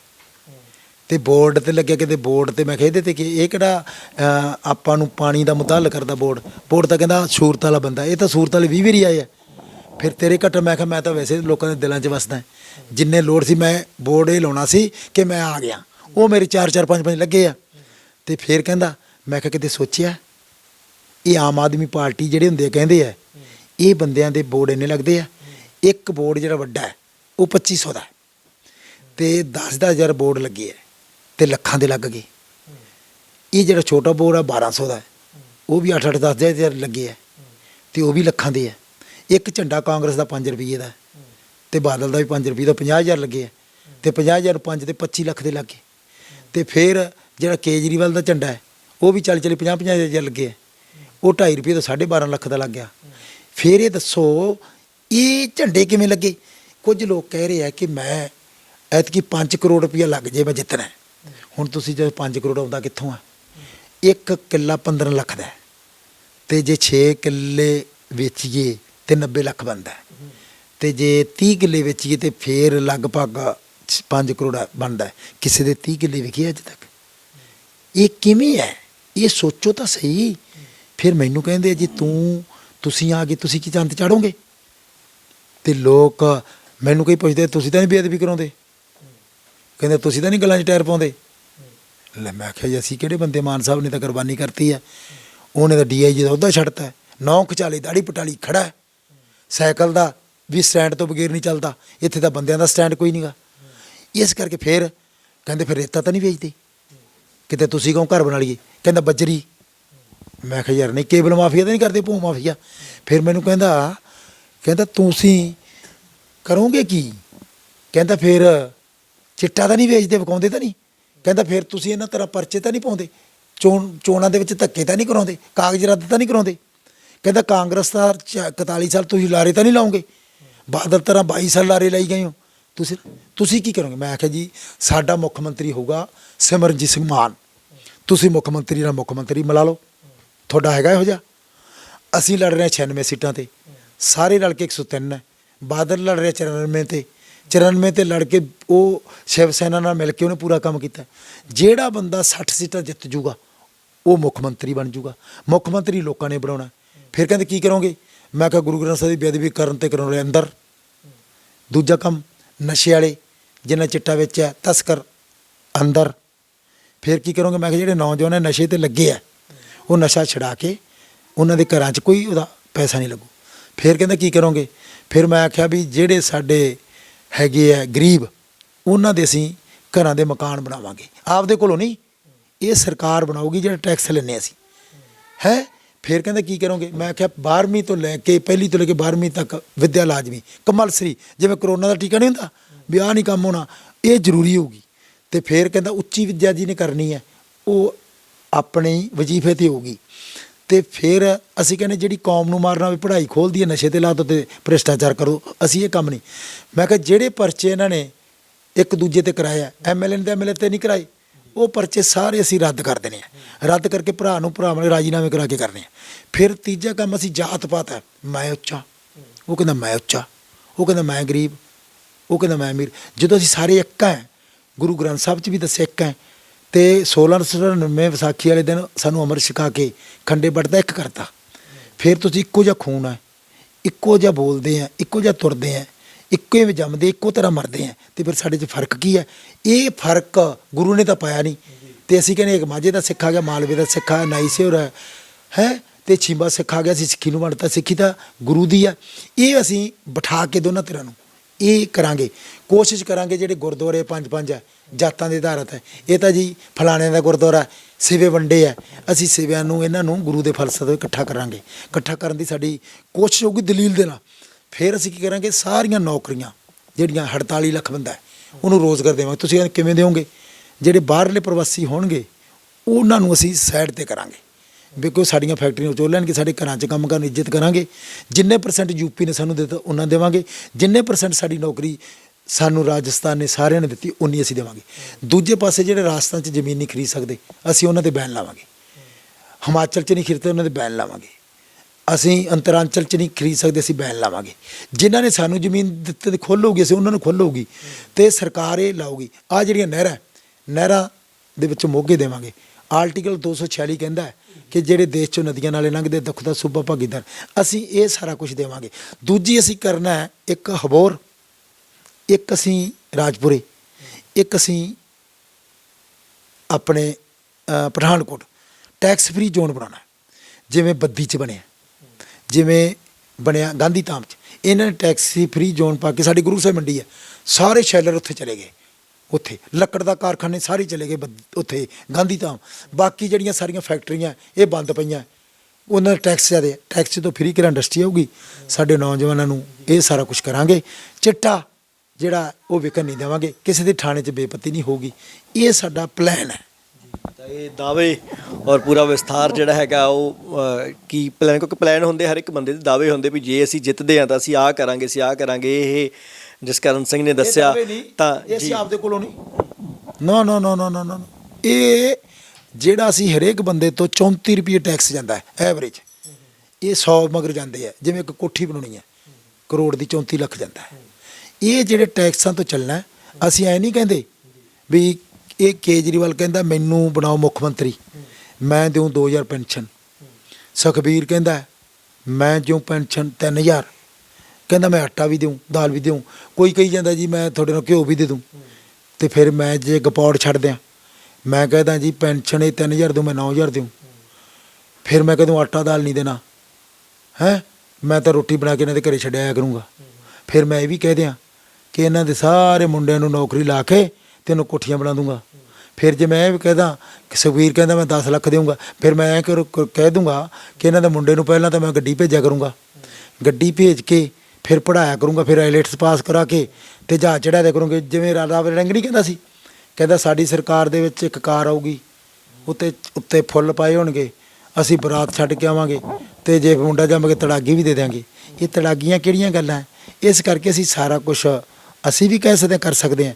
ਤੇ ਜੇ ਕਹਿੰਦੇ ਮੁੱਖ ਮੰਤਰੀ ਬਣਾ ਦਿਓ ਮੈਂ ਆਹ ਕਰੂੰ, ਤੇ ਫਿਰ ਸਿਮਰਜੀਤ ਸਿੰਘ ਮਾਨ ਨੂੰ ਮੁੱਖ ਮੰਤਰੀ ਬਣਾ ਦਿਓ, ਉਹ ਨਹੀਂ ਕਰ ਸਕੂ। ਕੀ ਗੱਲ ਅਸੀਂ ਨਹੀਂ ਕਰ ਸਕਦੇ? ਕੀ ਅਸੀਂ ਲਿਆਕਤਮੰਦ ਨਹੀਂ ਹੈ? ਇਸ ਕਰਕੇ ਜੇ ਫਰਜ਼ ਕਰੋ, ਮੈਂ ਲੋਕਾਂ ਨੂੰ ਸਮਝਾਉਣਾ ਹੈ, ਜਿਵੇਂ ਤੁਹਾਡਾ ਘਰ ਹੈ, ਤੁਹਾਡੇ ਘਰ 'ਚ ਮੈਂ ਦਖਲ ਦੇਵਾਂ, ਜਸਬੀਰ ਸਿੰਘ ਨਹੀਂ ਚੱਲੂਗਾ। ਤੇ ਫਿਰ ਪੰਜਾਬ ਸਾਡਾ ਘਰ ਹੈ, ਦੇ ਜੇ ਕੇਜਰੀਵਾਲ ਸਾਡੇ ਘਰ 'ਚ ਦਖਲ ਦੇਊ, ਘਰ ਚੱਲ ਪਊਗਾ।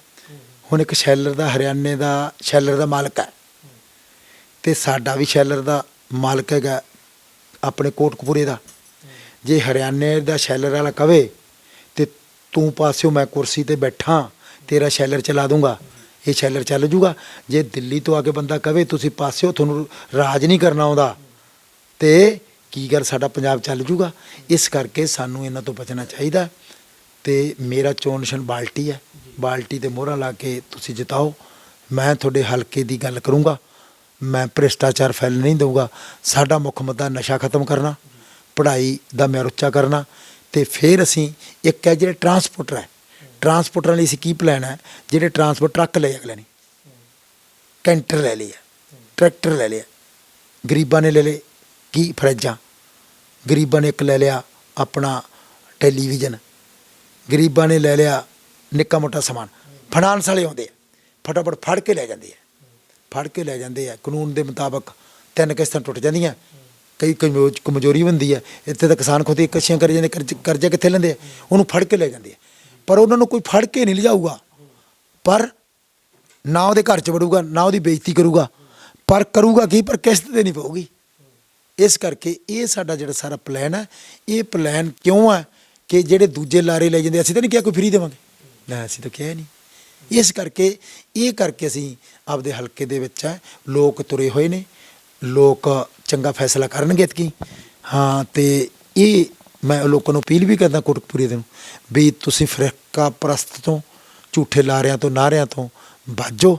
ਪਰ ਇੱਕ ਮੈਨੂੰ ਗਿਲਾ ਬਹੁਤ ਆ ਜੀ, ਕਿਉਂਕਿ ਨੈਸ਼ਨਲ ਮੀਡੀਆ ਜਿਹੜਾ ਕੁਝ ਪੰਜਾਬ ਦਾ ਮੀਡੀਆ ਵੀ ਹੈ, ਉਹਦੇ ਵਿੱਚ ਸਾਡੇ ਭਰਾ ਵੀ ਹੈ, ਸਾਡੇ ਵੀਰ ਵੀ ਹੈ। ਮੈਂ ਪ੍ਰੈਸ ਦਾ ਸਤਿਕਾਰ ਕਰਦਾ, ਥੰਮ ਹੈ, ਪਰ ਜੇ ਮੈਂ ਪ੍ਰੈਸ ਦਾ ਸਤਿਕਾਰ ਕਰਦਾ, ਪ੍ਰੈਸ ਅੱਗੇ ਮੇਰਾ ਸਿਰ ਝੁਕਦਾ ਹੈ, ਫਿਰ ਯਾਰ ਸਾਡੀ ਖਬਰ ਤਾਂ ਬਰਾਬਰ ਲਾਉਣੀ ਚਾਹੀਦੀ ਹੈ। ਜਦੋਂ ਕੋਈ ਡਿਬੇਟ ਹੁੰਦੀ ਹੈ ਤੇ ਮੈਨੂੰ ਡਿਬੇਟ 'ਚ ਬੁਲਾਉਂਦੇ ਹੀ ਨਹੀਂ ਗੇ ਯਾਰ। ਕਿਉਂ ਨਹੀਂ ਬੁਲਾਉਂਦੇ, ਕੀ ਕਾਰਨ ਕੀ? ਮੈਨੂੰ ਬਲੇਡ 'ਚ ਤਾਂ ਨਹੀਂ ਬੁਲਾਉਂਦੇ ਕਿਉਂਕਿ ਮੁੰਦਾ ਗੁਰੂ ਗ੍ਰੰਥ ਸਾਹਿਬ ਦਾ ਤੇ ਬੇਅਦਬੀ ਦਾ। ਡਿਬੇਟ ਜਿਨ੍ਹਾਂ ਦੀ ਹੁੰਦੀ ਹੈ, ਇੱਕ ਤਾਂ ਗੁਰੂ ਦੀ ਬੇਅਦਬੀ ਕਰਨ ਵਾਲਿਆਂ ਦੀ ਡਿਬੇਟ ਹੁੰਦੀ ਹੈ, ਇੱਕ ਕਰਾਉਣ ਵਾਲਿਆਂ ਦੀ ਡਿਬੇਟ ਹੁੰਦੀ ਹੈ, ਇੱਕ ਦਰਬਾਰ ਸਾਹਿਬ ਢਾਉਣ ਤੇ ਢਾਉਣ ਵਾਲਿਆਂ ਦੀ ਗੱਲ ਹੁੰਦੀ ਹੈ, ਇੱਕ ਪੰਜਾਬ ਦੇ ਲੁੱਟਣ ਵਾਲਿਆਂ ਦੀ ਗੱਲ। ਜੇ ਮੈਂ ਉੱਥੇ ਜਾ ਕੇ ਖੜ ਗਿਆ ਤੇ ਸਾਰਿਆਂ ਦੀ ਖੁੱਦੋ ਖਿਲਾਰ ਦੇਣੀ ਹੈ ਤੇ ਸਾਰਿਆਂ ਦਾ ਐਨ ਪਰਦਾ ਫਾਸ਼ ਹੋ ਜਾਂਦਾ ਹੈ। ਇਹ ਮੀਡੀਆ ਦੀ ਰਾਹੀਂ ਵੀ ਇੱਕ ਗੇਮ ਖੇਡੀ ਜਾ ਰਹੀ ਹੈ। ਮੀਡੀਆ ਵੀ ਕੋਈ ਉਹ ਕੁਐਸਚਨ ਨਹੀਂ ਪੁੱਛ ਰਿਹਾ, ਨਾ ਗੁਰੂ ਗ੍ਰੰਥ ਸਾਹਿਬ ਦੇ ਮੁੱਦਾ ਪੁੱਛ ਰਿਹਾ, ਨਾ ਪੁੱਛ ਰਿਹਾ ਕਿਸਾਨੀ ਦਾ, ਨਾ ਨਸ਼ੇ ਦਾ ਪੁੱਛ ਰਿਹਾ। ਤੇ ਸਿਹਤ ਸਹੂਲਤਾਂ ਕੀ ਕਰਾਂਗੇ, ਗਲੀਆਂ ਬਣਾ ਦਾਂਗੇ। 75 ਸਾਲ ਹੋ ਗਏ ਗਲੀਆਂ ਨਾਲੀਆਂ ਦੇ ਚੱਕਰ 'ਚ ਬਾਈ ਬੈਠੇ ਹੈ। ਅੱਜ ਗਲੀ ਉੱਚੀ ਹੋ ਜਾਂਦੀ ਹੈ, ਗਲੀ ਨੀਵੀਂ ਹੋ ਗਈ, ਤੇ ਫਿਰ ਨਾ ਰੋਡ ਪਾਲਿਸੀ ਹੈ, ਨਾ ਫੋਰਨ ਪਾਲਿਸੀ ਹੈ, ਨਾ ਕੋਈ ਐਜੂਕੇਸ਼ਨ ਪਾਲਿਸੀ ਹੈ, ਨਾ ਬੀਬੀਆਂ ਦੀ ਪਾਲਿਸੀ, ਕੋਈ ਪਾਲਿਸੀ ਹੈ ਹੀ ਨਹੀਂ ਗੀ। ਇਹ ਵਿੱਚੋਂ ਸਾਨੂੰ ਨਿਕਲਣਾ ਚਾਹੀਦਾ। ਇਸ ਕਰਕੇ ਜਿਵੇਂ ਲੀਡਰ ਗੇਮ ਖੇਡ ਰਹੇ ਆ, ਉਵੇਂ ਨੈਸ਼ਨਲ ਮੀਡੀਆ ਵੀ ਤੇ ਸਾਰੇ ਰਲ ਕੇ ਗੇਮ ਖੁੱਡ ਕਰਕੇ ਤੇ ਪੰਜਾਬ ਦੇ ਦੋਖੀਆਂ ਨੂੰ, ਗੁਰੂ ਗ੍ਰੰਥ ਸਾਹਿਬ ਦੀ ਬੇਅਦਬੀ ਕਰਨ ਤੇ ਕਰਾਉਣ ਵਾਲਿਆਂ ਨੂੰ ਬਚਾਉਣਾ ਚਾਹੁੰਦੇ ਆ। ਕਿਉਂਕਿ ਇਹਦੇ ਤੇ ਪੂਰਾ ਇੰਡੀਆ ਦੀ ਏਜੰਸੀਆਂ ਦਾ ਦਬਾਅ ਪਿਆ ਹੋਇਆ ਕਿ ਭਾਈ ਜੇ ਤੂੰ ਚੈਨਲ ਤੇ ਇਹਨਾਂ ਦੀ ਗੱਲ ਚਲਾਤੀ ਤੇ ਤੇਰਾ ਲਾਇਸੈਂਸ ਰੱਦ, ਉਸ ਤੋਂ ਬਾਅਦ ਤੇਰਾ ਚੈਨਲ ਠੱਪ ਕਰ ਦੇਣਾ। ਪਰ ਇਸ ਕਰਕੇ ਧੰਨ ਹੈ ਜਿਹੜੇ ਸਾਡੇ ਚੈਨਲ KTV ਹੈ, ਹੋਰ ਸਾਡੇ ਭਰਾ ਚੰਗੇ ਚੈਨਲ ਆ ਜਿਹੜੇ ਬਾਹਰ ਦੇ, ਉਹ ਇਸ ਗੱਲ ਨੂੰ ਬਾਹਰ ਰਹੇ ਆ। ਇਹਨਾਂ ਅੱਗੇ ਸਾਡਾ ਸਿਰ ਝੁਕਦਾ ਰਹੂਗਾ। ਬਹੁਤ ਬਹੁਤ ਸ਼ੁਕਰੀਆ ਜੀ। ਇਹ ਸੀ ਜਸਕਰਨ ਸਿੰਘ ਕੋਟਕਪੂਰਾ ਤੋਂ, ਸ਼੍ਰੋਮਣੀ ਅਕਾਲੀ ਦਲ ਅੰਮ੍ਰਿਤਸਰ ਦੇ ਉਮੀਦਵਾਰ ਆ। ਵੋਟਾਂ ਬਿਲਕੁਲ ਸਿਰ 'ਤੇ ਆ, 4 ਦਿਨ ਕੇਵਲ ਬਾਕੀ ਹੈ। ਤਾਂ ਇਸ ਵਾਰ ਕਾਫੀ ਜਿਹੜਾ ਚਰਚਾ ਉਹ ਖਾਸ ਕਰਕੇ ਜਿੱਦਾਂ ਮਾਨ ਸਾਹਿਬ ਦੀ ਪਾਰਟੀ ਦੀ ਹੈਗੀ ਆ, ਕੁਝ ਸੀਟਾਂ ਚਰਚਿਤ ਸੀਟ ਆ, ਕੋਟਕਪੂਰਾ ਦੀ ਸੀਟ ਆ, ਫਰੀਦਕੋਟ ਦੀ ਆ, ਅਮਰਗੜ੍ਹ ਤੋਂ ਸਰਦਾਰ ਸਿਮਰਨਜੀਤ ਸਿੰਘ ਮਾਨ ਜਿਹੜੇ ਆ ਉਹ ਬਹੁਤ ਪ੍ਰਭਾਵ ਰੱਖਦੇ ਉਸ ਹਲਕੇ ਦੇ ਵਿੱਚ, ਕਿਉਂਕਿ ਬਹੁਤ ਸਾਰੇ ਪੁਰਾਣੇ ਪਰਿਵਾਰ ਮਾਨ ਦੇ ਨਾਲ ਜੁੜੇ ਹੋਏ ਜਿਹੜੇ ਉਸ ਇਲਾਕੇ 'ਚ ਹੈਗੇ ਆ। ਤਾਂ ਇਸ ਵਾਰ ਪੰਜਾਬ ਦਾ ਕੀ ਮੂਡ ਹੈ ਉਹ ਤਾਂ 10 ਮਾਰਚ ਦੱਸੂਗਾ, ਪਰ ਮੁੱਦੇ ਜਿਹੜੇ ਆ ਉਹ ਸਪਸ਼ਟ ਤੌਰ 'ਤੇ ਦੱਸਦੇ ਆ। ਔਰ ਸਟੈਂਡ ਜਿਹੜੇ ਆ ਘੱਟੋ ਘੱਟ ਪੌਣੇ 5 ਸਾਲ ਇੱਕ ਵੱਖਰੀ ਪਾਰਟੀ ਦਾ ਮੁੱਖ ਮੰਤਰੀ ਰਿਹਾ ਬੰਦਾ ਅਖੀਰਲੇ 70-80 ਦਿਨਾਂ ਬਾਅਦ ਕਹਿ ਦੇਵੇ ਵੀ ਨਹੀਂ ਮੈਂ ਦੂਜੀ ਪਾਰਟੀ ਚੱਲਿਆ, ਤਾਂ ਲੋਕਾਂ ਨੂੰ ਮੂਰਖ ਬਣਾਉਣ ਵਾਲੀ ਗੱਲ ਹੀ ਹੁੰਦੀ ਹੈ। ਤਾਂ ਸਟੈਂਡ ਸਿਮਰਨਜੀਤ ਸਿੰਘ ਮਾਨ ਦਾ ਜਿਹੜਾ ਹੈਗਾ ਉਹ ਬਿਲਕੁਲ ਕੋਈ ਵੀ ਉੱਤੇ ਉਂਗਲ ਨਹੀਂ ਕਰ ਸਕਦਾ ਵੀ ਇਹ ਬੰਦਾ ਉਹਦੇ ਸਟੈਂਡ 'ਤੇ ਨਹੀਂ ਖਲੋਤਾ। ਬੇਸ਼ੱਕ ਲੋਕਾਂ ਨੇ ਸਾਥ ਦਿੱਤਾ ਜਾਂ ਨਹੀਂ ਦਿੱਤਾ, ਗੱਲਾਂ ਲੋਕਾਂ ਨੇ ਕੀਤੀਆਂ, ਬੰਦਾ ਬੜਾ ਚੰਗਾ। ਵੋਟ ਪਾਉਣ ਵਾਲੇ ਫਿਰ ਉਹਨਾਂ ਨੂੰ ਪਾਤੀ ਜਿਨ੍ਹਾਂ ਨੂੰ 5 ਸਾਲ ਨਾਲੇ ਗਾਲਾਂ ਕੱਢੀਆਂ, ਨਾਲੇ ਕਹਿੰਦਾ ਜੀ ਖਾ ਗਏ ਜੀ, ਲੁੱਟ ਕੇ ਲੈ ਗਏ ਜੀ, ਔਰ ਅਖੀਰ ਨੂੰ ਵੋਟ ਉਹਨਾਂ ਨੂੰ ਪਾਤੀ। ਤਾਂ ਇਸ ਵਾਰ ਕੀ ਲੋਕ ਫੈਸਲਾ ਇਹਨਾਂ ਦੇ ਹੱਕ 'ਚ ਕਰਦੇ ਜਾਂ ਨਹੀਂ ਕਰਦੇ, ਇਹ ਆਉਣ ਵਾਲਾ ਸਮਾਂ ਦੱਸੇਗਾ। ਬਹੁਤ ਬਹੁਤ ਸ਼ੁਕਰੀਆ ਤੁਸੀਂ ਸਮਾਂ ਕੱਢਿਆ ਜੀ, ਧੰਨਵਾਦ। ਵਾਹਿਗੁਰੂ ਜੀ ਖਾਲਸਾ, ਵਾਹਿਗੁਰੂ ਜੀ ਕੀ ਫਤਿਹ।